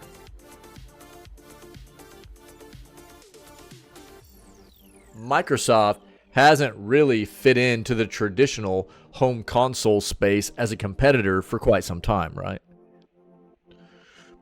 They've been losing that battle for a long time. They're trying, and they have been trying, to find a way to stand out in a different segment as opposed to just a console competitor for quite some time now. And they've been doing it on certain fronts, like subscription service, right? Game Pass is legit good. It is. And no other console competitor competes with them on the front that like what Game Pass is, right? And I've been saying for a while, they need to get out of this traditional hardware role and get into something more like probably what Nintendo has. And it seems like they're doing that. So, I mean, you have to expect some evolution here if what they're doing isn't working, right? And expect PS Plus, dude.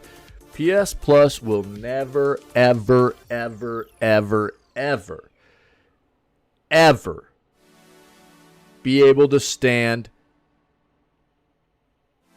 up to what Game Pass is until they decide to do day one proprietary releases the same way that Xbox does on Game Pass. That's just a fact, dog. It's just a fact. As a service in what they provide, they're missing a key component of what Game Pass provides their subscribers.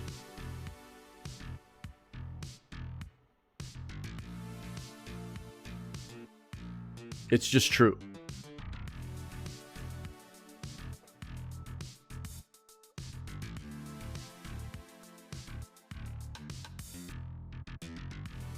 And PlayStation has been very, very blunt and very upfront in saying that they won't ever do it either. Facts are facts, man. And I mean, it is what it is. Not to mention the fact that PlayStation is literally following in the footsteps of what Game Pass is with PS Plus. Xbox has been doing Game Pass like this since like 2017. How long has PS Plus actually been doing what they've been doing now in any kind of capacity that is something similar even to what Game Pass is? A year and a half to 2 years now? You know? Mega Man games coming to the Game Boy and Nintendo Switch online library. You know what I'm saying? Soup always be trying to steal my flipping Game Boy right here, you know? Like, catch you trying to break into my house again, Soup. I'm gonna put you in my dungeon. You won't like it. I know you're after my Game Boy. A busy video gaming news month. Balls bottle is gone.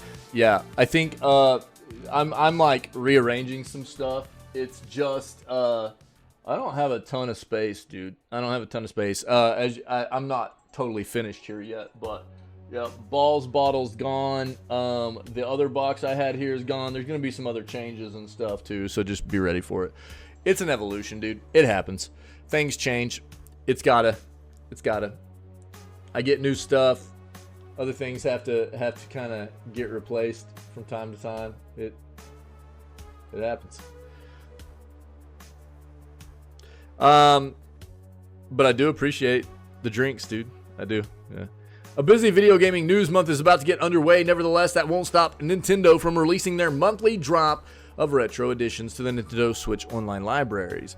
The company is due for another one, so it isn't surprising that a new rumor has appeared about the next batch of games. A user on Reddit has allegedly taken a picture of what seems to be an error on the Portuguese Nintendo Switch eShop.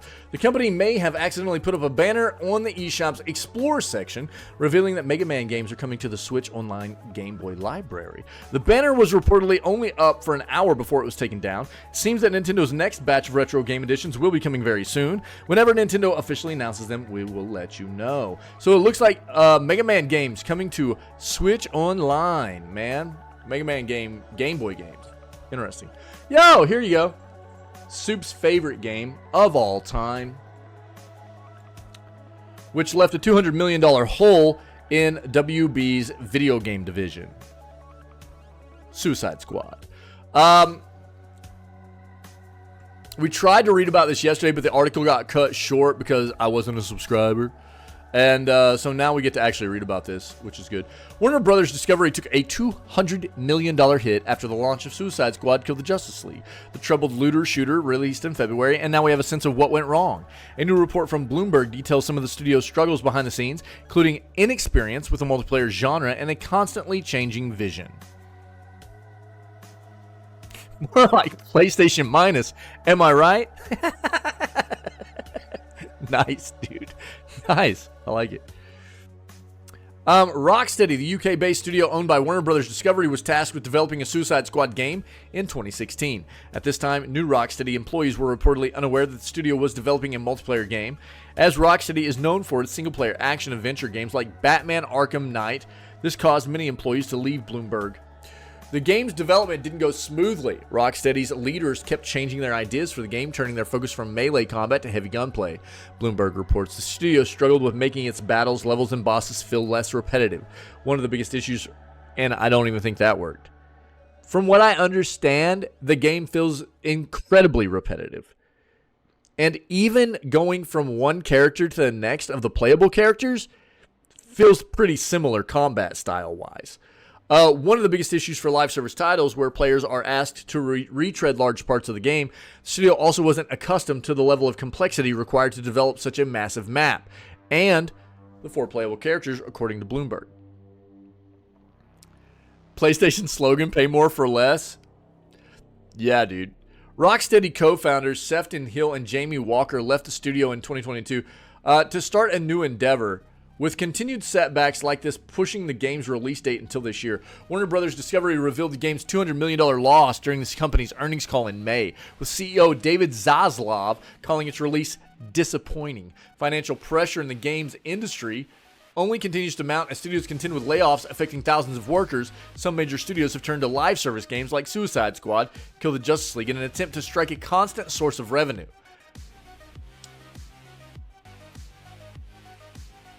I'm going to talk about this. But in Warner Brothers Discovery's case, that backfired. According to Bloomberg, Rocksteady has now turned its attention to a director's cut version of Hogwarts Legacy. Yeah, I've seen this morning. And may even start working on another single-player game. They already have. Oh, not Rocksteady, though. Not Rocksteady. WB has, though. You know what we read here recently? Here, what we read recently was that, and what there's a game that people are kind of hyped about in Wonder Woman because it's using the Nemesis system, right?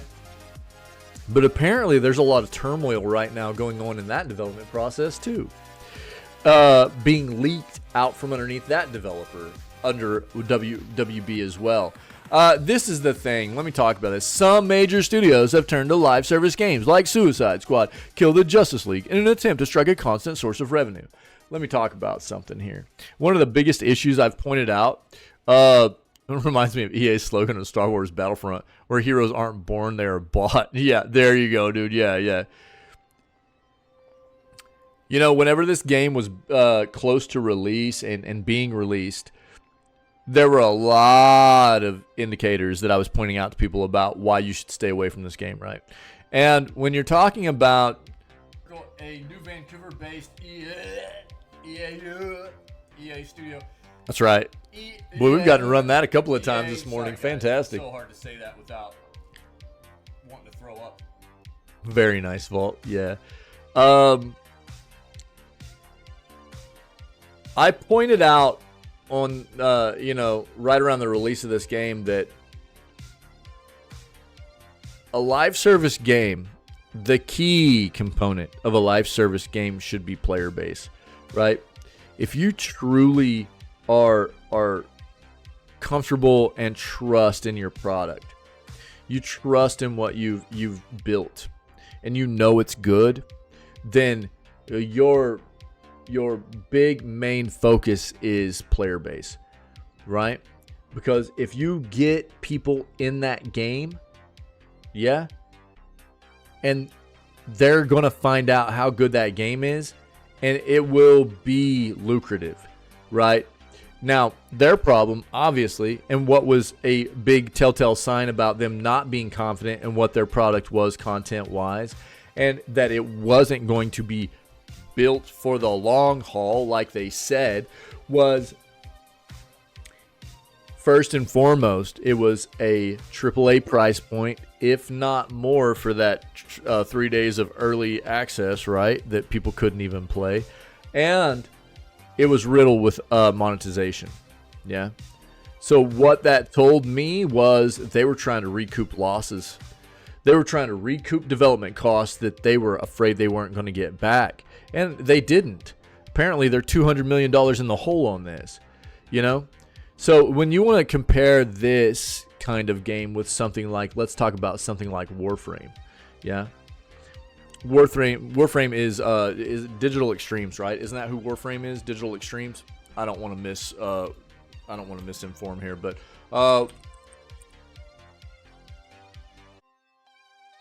Digital Extremes, okay? Digital Extremes. You're talking about a loot and shoot game like Suicide Squad was supposed to be, right? Loot and shoot game, multiplayer, and what did they do? They free to played this. They free to play it. It's been very lucrative for Digital Extremes. It's been out for 10 years now, right? It's been out for 10 years. And this is more of the example that developers that want to really do something well in this live service gaming part of the industry need to follow. Yeah. It's about building great content, being devoted to continue to bring great content to a game. There are other good examples too, don't get me wrong. But I'm trying to give you something on the complete opposite spectrum of what we saw with like Suicide Squad, right? So this game has always been free to play. There's ways that you can spend money in the game. Obviously, that's how they're able to, there are microtransactions, stuff like that. But anything, basically, almost anything in this game that you can buy with real world money, you can grind to if you're just committed enough, right? And you want to talk about something that has all the components of really showing people that they're committed to the long haul, as it were, giving people a live service game to play where you don't even have to pay an entry fee. You can just get in here and start grinding away, right? And it's been very, very good for Digital Extremes as opposed to what we saw with Suicide Squad. And I told everybody, and I'm not the only one that saw this. A lot of people did. But you're talking about a game coming out at a AAA price point and being riddled with monetization, right? And they won't give like review outlets review copies of the games before it releases. Dude, everybody should have known this game was not going to be very good. Everybody. I'm not saying it was the worst game ever made, but it wasn't going to be anything fantastic either, right? And am I surprised at something like this? And look, I think that we've talked about this before too. It feels bad for the fans of Rocksteady. It feels bad for the fans of Rocksteady. Rocksteady is a company, a developer that a lot of people became big fans of because of the Batman Arkham games, right? And I don't think that, what you want to see out of a developer is to be versatile, right? But it's also hard whenever you've got a parent company putting you in the vice, as it were, about what you must get done. And it's not something that your company and your employees have a vision of, right? So that has to be kind of hard. Apparently they also had people just constantly changing the, big points of what the game was supposed to be like gameplay wise, which sucks, right? Like there's not enough going on in the project development of a game. If that's true, that's terribly, disastrous for a project to try and get things done, have everybody on the same page. It feels bad. But this is WB, guys. I've been talking about this. This is who WB is right now. You got to be careful. A lot of IPs that they own, a lot of franchises and universes they own that they're going to bait people into. They're going to be baiting people into because it's going to be subpar content and just push it out because we know people love, these characters or this universe or whatever. And they've got a ton of it. You've got to be very careful with Warner Brothers moving forward. I really do feel like that. Be careful. Here we go. Dragon Age the Veilguard. No longer Beowulf, guys. Apparently, Dragon Age the Veilguard will bring back Dragon Age 2's divisive approach to romance. The fourth game in BioWare's fantasy RPG series will allow you to woo whoever you want to woo.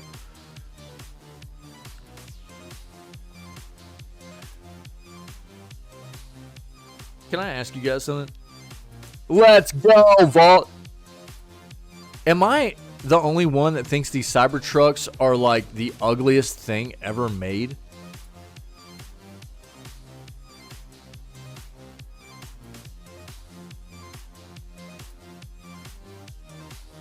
They look atrocious. These things are horrendous. They are so ugly, dude. They sell a tent attachment for like $3,000. Who is this? Apple? Brother. What?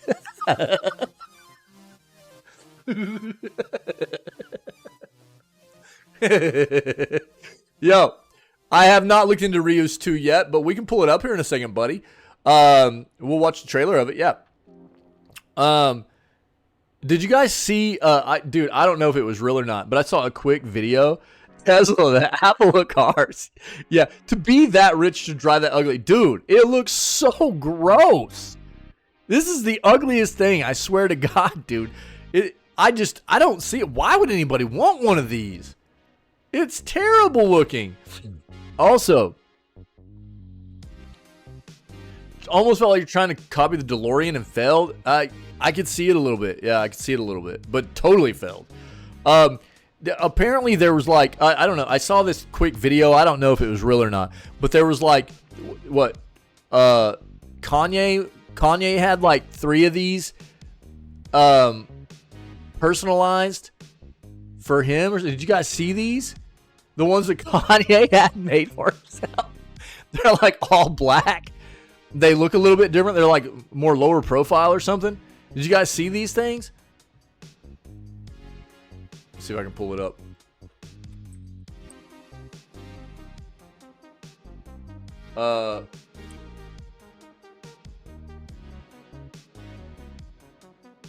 It's an electric El Camino. Yeah. Yeah, this, bro, you see this? Is this real? The Yeezy Cybertruck, dog. You seeing this? Wait, let's go back. I don't want to go into the mature one here. Hold on. Kanye is nuts, bro. Like, no way, bro. There's no way, dog. Look at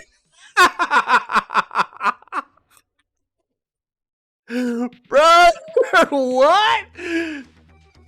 Dude, I saw it moving. And I was like, dog, this is the weirdest. It looks terrible.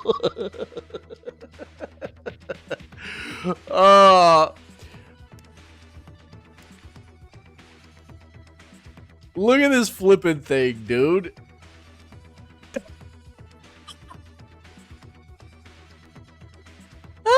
Someone's driving pyramid. You know what it looks like? It looks like one of those, like, you know how Red Bull puts on like the boxcar derby things? You know what I mean? Every year they've got like the boxcar derby races. That's what this looks like, bro. I'm flipping dead, dude. There's no way it's real, dude. I didn't think there was any way this was real. Oh, Jesus Christ. Look how it doesn't. This is how you have to get in and out of it. Oh, brother, it's literally just like, it looks just like a go-kart. Dude, we used to have. I had some neighbors growing up that had go-karts, and that's all this is. But instead of a roll bar, like having like a roll cage on it, they just put this like this flip and lift up body on it. That's all it is a go-kart, dude. I'm dead, dude. Oh my god, it's just a go-kart. Jesus Christ. I can't, dude. It's too crazy. How much do you think you paid for that, dude? Jesus. It's so nuts, dude. Yo, let's look at Reuse 2 real quick. I didn't even really think that was going to be a real thing. Look at Reuse 2. Oh, it's too flippin' funny, dude. Let's watch this. I can't talk. Dude, people are nuts, man. Every story starts somewhere. These little beings were helped by gigantic forces of nature who took them across the oceans and the solar system. As an old saying goes, life always finds a way, but sometimes needs a little push. Shape planets with your powerful giants. Generate plants. Living creatures. Predators. Minerals. And unlock new biotica that your people will use to quickly evolve.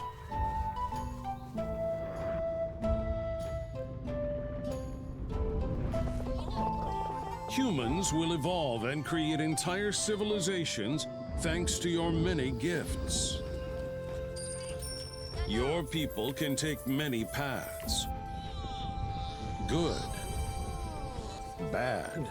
The rules of the universe will not judge you. Shape an infinity of new worlds. Choose your human spirit, giants, and eras. Create symbiotic ecosystems. Inspire humanity with your creations. And let the universe come to life.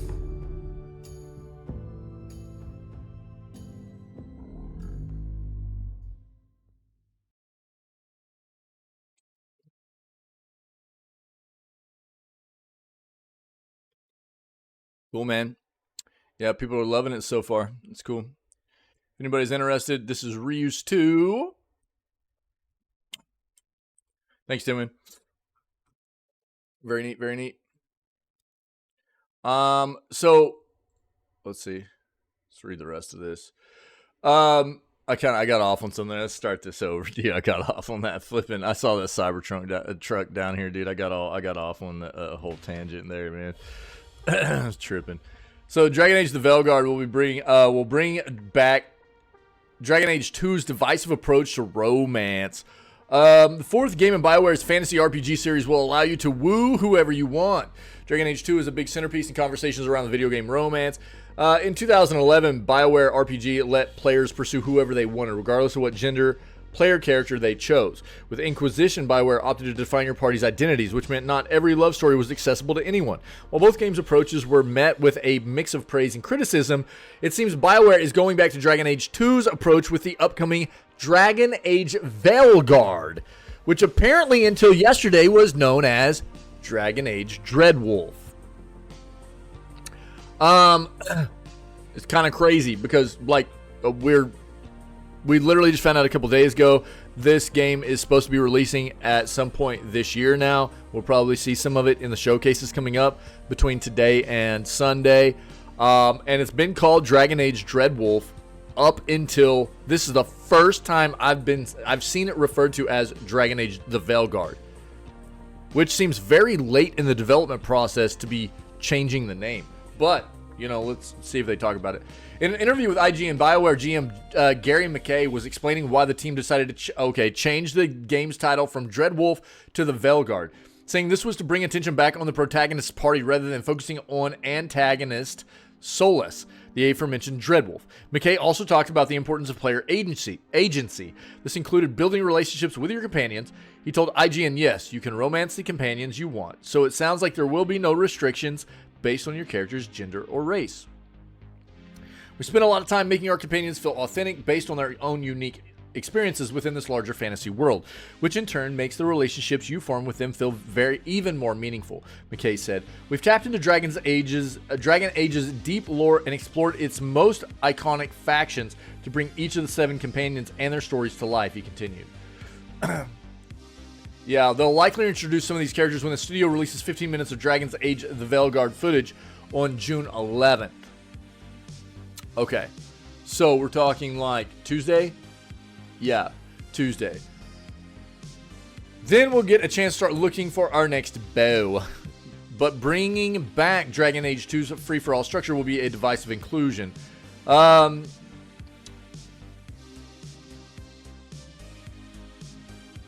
Yeah, I think, you know, when you talk about these kinds of things, giving from a developer's standpoint in catering to consumers, just open it up. Give everybody the option.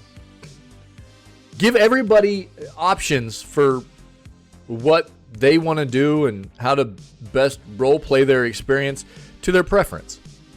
I don't see how you can go wrong with that. You know what I mean? There are going to be always going to be people out there that hate on being able to, you know, romance. I don't know. Maybe an opposite race, or you know, or the same gender, or something like that, right? Because they're just bigots and you know, they like to discriminate or whatever. But ultimately, from a developer's standpoint, I really do feel that the best thing you can do is just give people playing the game as many options as possible to have the most immersive RPG experience that they want to have for however they want to play the game. I think that's the best approach you can have. Earlier this year, the talk developers. Yeah, okay, they're just going into the. Okay, cool. Nice. Well, you know, one of the bigger things to take away from this, in my opinion, was that this is no longer Dragon's Age Dreadwolf. It is apparently Dragon Age The Veilguard, which is going to be hard for me to remember and wrap my head around, since we've been tracking this for years now, it feels like, as Dragon Age Dreadwolf. Kind of crazy.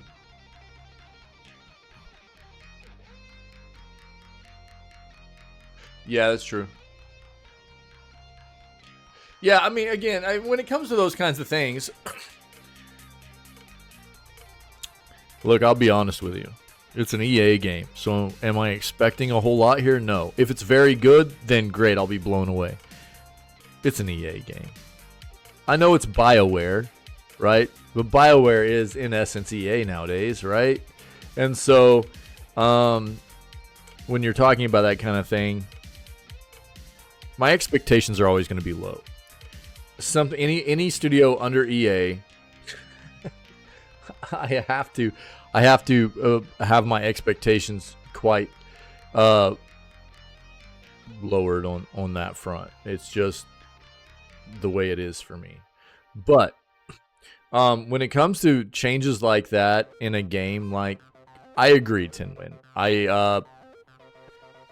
It's more about, if they're going to change something like that from the way it had been in games previously for the IP, for the series, then are they doing it in a way that still feels good? You know? Was the change appropriate for the way that the game is evolving moving forward? Then fine. How are you saying that without gagging? I know. We've already ran the GIF like 2 or 3 times today. We've already run the GIF. I know. Yeah. Right. So I agree. If they felt like the appropriate way to develop this new entry in the Dragon's Age series was to go with one less party member than what people are used to, as long as it was implemented in a way that was better overall for the way that the game is being developed, and it's not taking away from the experience, fine. Cool. Getting better at suppressing it? Yeah, I'm working on that gag reflex, you know?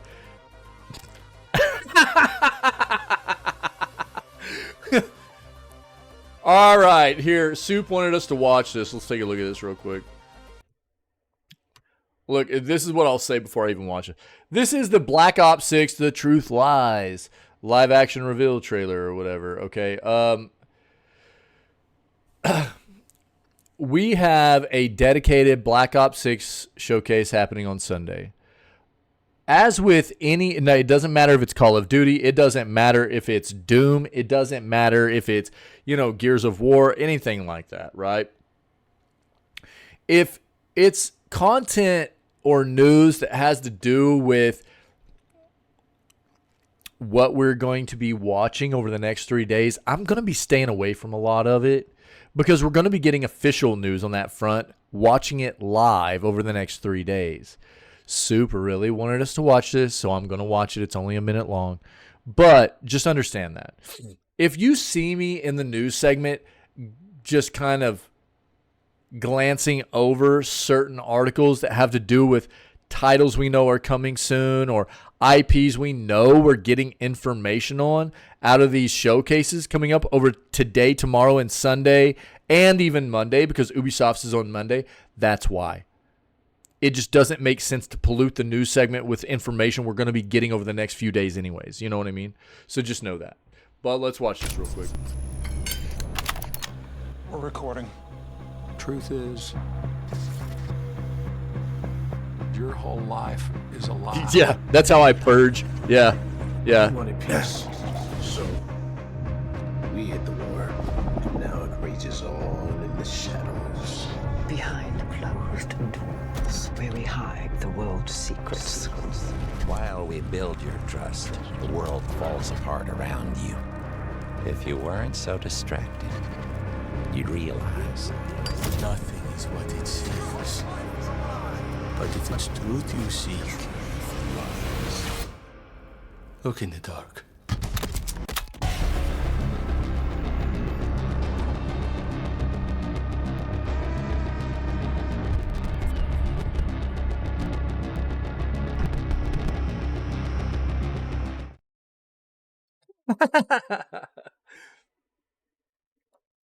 Okay. Wow. Well, there's that, I guess. I don't know why Soup was so out of his mind about that personally, but there it is. I was like, no, I don't want to watch it. I don't care to watch that. I don't want to. He just, Soup was just on and on and on about it. But, you know, that's Soup. It's Call of Dookie, and Soup just can't get enough of it. So, Soup loves his Dookie, dude. Apparently, so what's weird is, so you look at this schedule, dude, we looked at this schedule yesterday. This was not here. This was not here, dude. So I had no idea the Guerrilla Collective was happening yesterday, or else we would have watched it. But it was not showing up anywhere for me. So what we're going to do today is recap it. Sorry, had no idea, dude. Had no idea. It wasn't showing up anywhere for me. I was not getting notifications that Guerrilla Collective was popping off. So it is what it is, man. And we'll just go ahead and recap it right now. But let's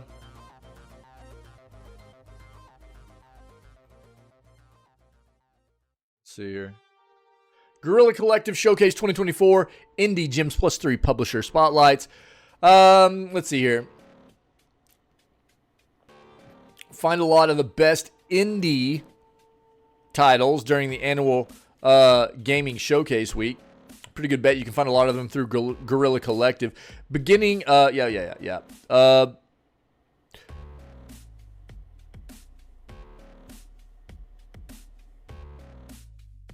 featured Joystick Ventures, Assemble Entertainment, Top Hat Studios included these featured games here. Always roughly translated northern seasons to annual quarters. Summer is now quarter 3. Fall is now quarter 4. Neon Blood. We already watched this today. We had an article about that. Clock Tower Rewind. Let's watch this. I think we've seen this before too. Yeah. Resurrecting a horror classic. Let's check this out.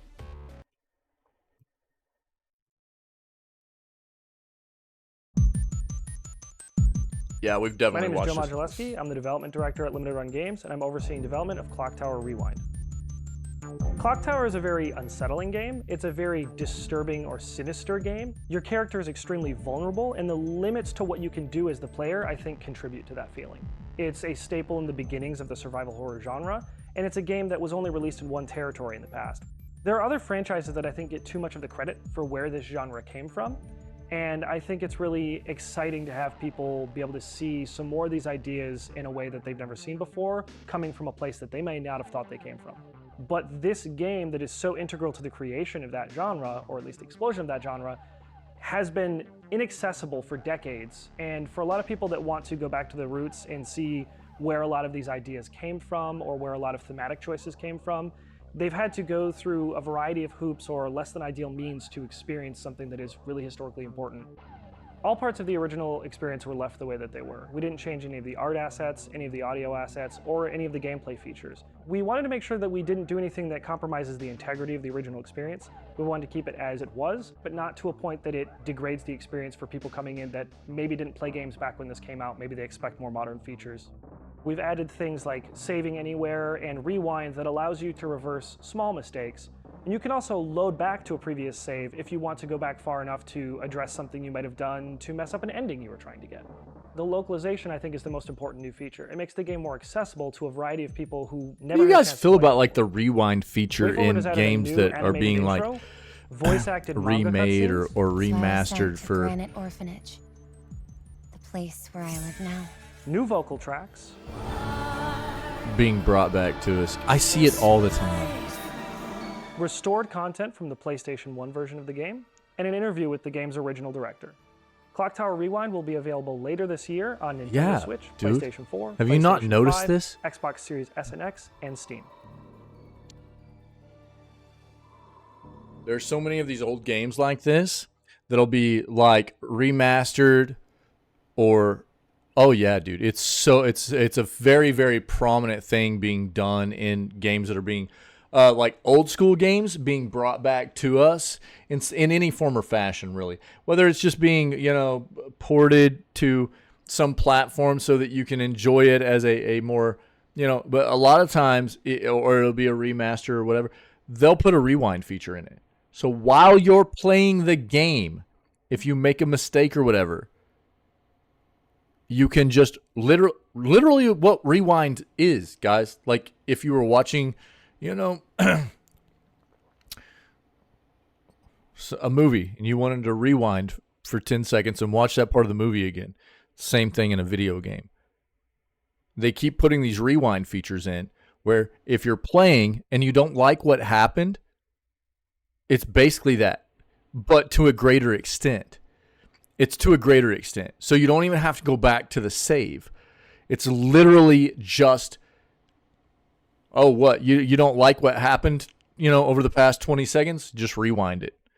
Go back to where you were 20 seconds ago. It'll just rewind the game for you. Isn't that weird?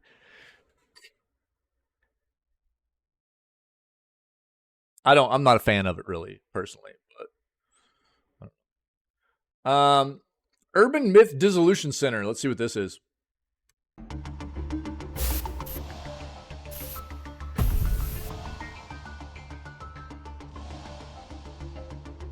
I've seen a lot of them have it over the past few years. It's kind of crazy. Yeah, it feels weird. It feels like another implementation for keeping gamers soft is what it feels like to me. Well, it's not even, the thing that's weird is that it wasn't like a mechanic for the gameplay itself in the first place. You know what I'm saying? That's the difference between what's happening and what Prince of Persia was, right? Prince of Persia, it was always a part of the gameplay mechanics. So it's not necessarily the same thing. Yeah? What you're getting are these games that never were supposed to have that kind of mechanic in them in the first place. And now what it's doing is allowing people to go back and try these games and just go, oh, well, I can just get through the whole game without ever having to make a mistake, right? Yeah. Oh, okay. It's weird. I don't know. It feels weird. Cozy Dungeons. Let's see what this is. Hi, I'm Jose. and I'm here to introduce you to Cozy Dungeons. Cozy Dungeons is an adventure/interior design game where you explore dungeons, clear them out of enemies, and renovate them for a profit. After all, why just conquer a dungeon when you can turn it into a B&B? We're showing you today our tutorial dungeon, which takes place in the home of a wizard roguelike game? who got evicted by goo monsters. To beat the dungeon, we must first complete all the renovation requirements the client demands of us, such as cleaning dirt, building furniture, destroying barricades. Oh, Murdoch, and what's much going more. on, dude? These appear on the left side of the screen. Some of these requirements demand we talk to the client and see what they want. Here, he asks us to place an alicorn and a couple of gold piles next to his visage. Where could that be? Oh, this has his face. Surely he means this statue. Let's open the build mode. I knew it was gonna be place what he something like asks. that, dude. Yo, good, dude. I'm glad you're enjoying it, man. That's great. I have literally never played The art. dice on the floor tells us where the decorations should be relative to one another. And presto, he seems to like it. We need to get to the next room, but the door is locked. Let's look for clues nearby. Let us face each other and figure out the path forward. Okay, and what does this lever do? Oh, I get it now. One more. Yes, now we may proceed forward. Oh no, the room is full of enemies. Better get rid of them. Yo, did you tame Plesiosaurus yet, dude? Defeat all the enemies inside. To do this, we have our trusty sword, our combat techniques, and tools like the explosive barrels. The enemies won't know what hit them. Once we complete all the renovation requirements and defeat all the enemies, we can beat the dungeon. We'll get a reward depending on our efforts, and we will return with our spoils. Yeah, my bad. And speaking of the guild, this place is absolutely wrecked. My bad, Time to dog. renovate. Stick to lander. The guild is our home, which we can decorate however we want. At the start of the game, a mysterious Builder accident games? left it in shambles, and it's up to us to rebuild it from scratch. As we progress through the game and keep renovating it, It we will depends, be I able to use think. our gold to buy blueprints. I for love more builder decorations, games, actually. Upgrade our tools, unlock new rooms, customize our characters, or hang out with the other members of the guild. They're much better. This marks the end of our time together. I hope you liked this video. You mean if like did, base building games, be sure dude? to wishlist Cozy Dungeons today on Steam. Thank you for watching.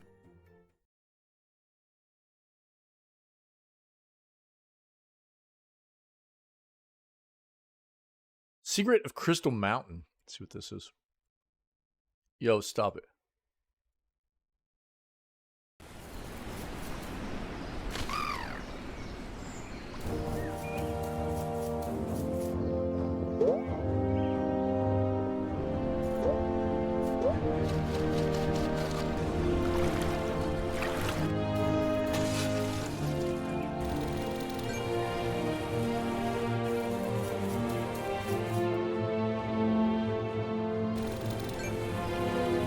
Dude, I've actually played a lot of survival-based building types of games. Yeah.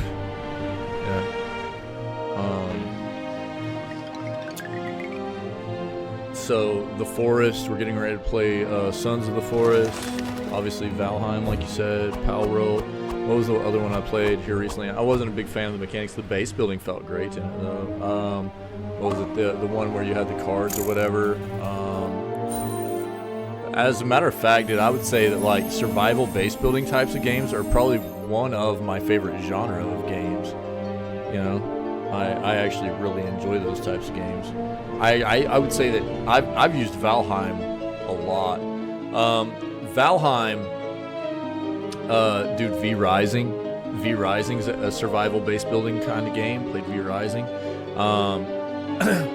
So the Valheim actually has, I think, the best base building mechanics that I've ever experienced in a game. It was phenomenal. I played quite a few of those kinds of games, actually, dude. I love those games. I love those games. Yeah, that looks kind of wild. How many are in here, dude? There's a ton of these flipping. Okay, yeah, I'm not gonna watch all of these, but there was a lot of stuff in the Gorilla Showcase. How long was this?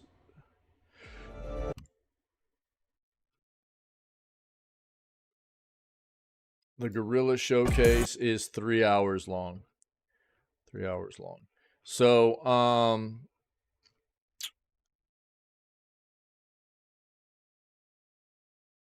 what was this? Let's see this real quick. Let's see what this is real quick.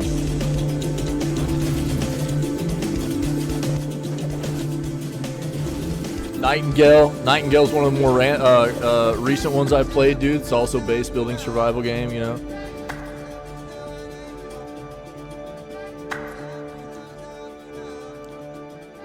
Hi, I am Rashid Hassani from Little Night Games. I'm involved in the development of Mira and the Legend of the Jinns.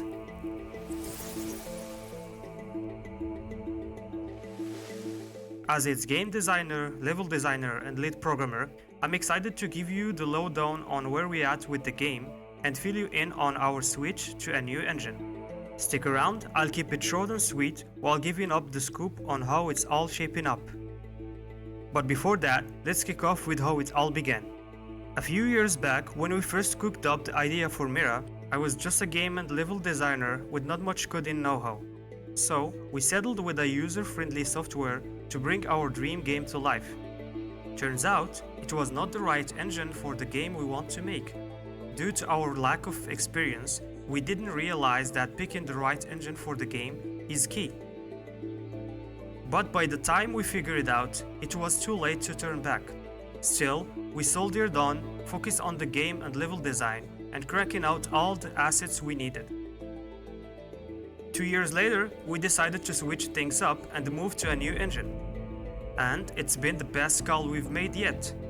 Thanks to our current lead programmer Baz, the game looks, feels, and plays a whole lot better now. And we're stuck actually, with the V results. Rising's base building is started really using good this too, new dude. I engine like called V Godot Rising's base building. in It was good. February It needed a little 2024. bit of some And we've already got all the game areas and multiplayer mechanics sorted out. adjustments. I think Right the now, V Rising's our base main building was focus pretty is solid. wiping up a new demo, which you will be able to grab for free on Steam next fest. As this marks the beginning of our journey anew, dubbed Devlog 0, it's fitting to highlight the changes in this fresh iteration of our demo. Revamped visuals.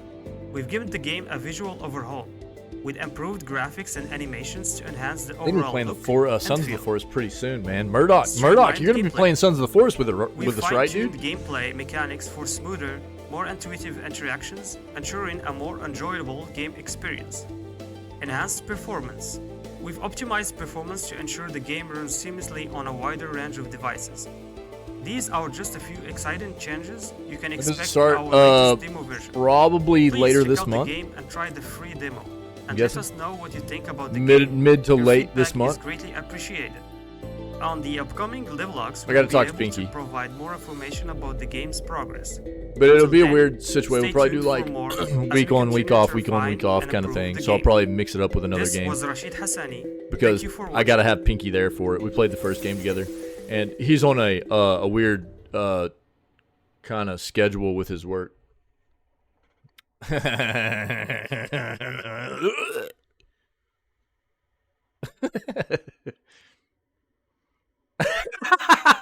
Well, we'll see. I'll let you know. I just remember you saying you wanted to play it with me, so or with us.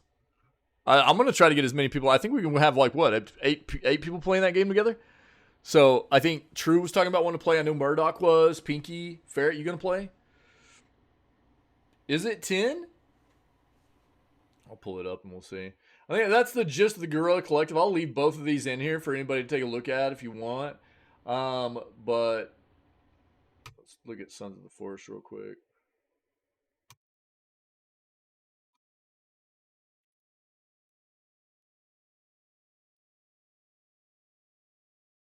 Don't own it? Okay.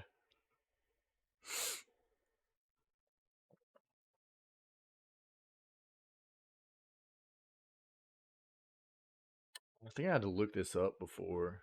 It doesn't actually say on their site. That's weird. Yeah.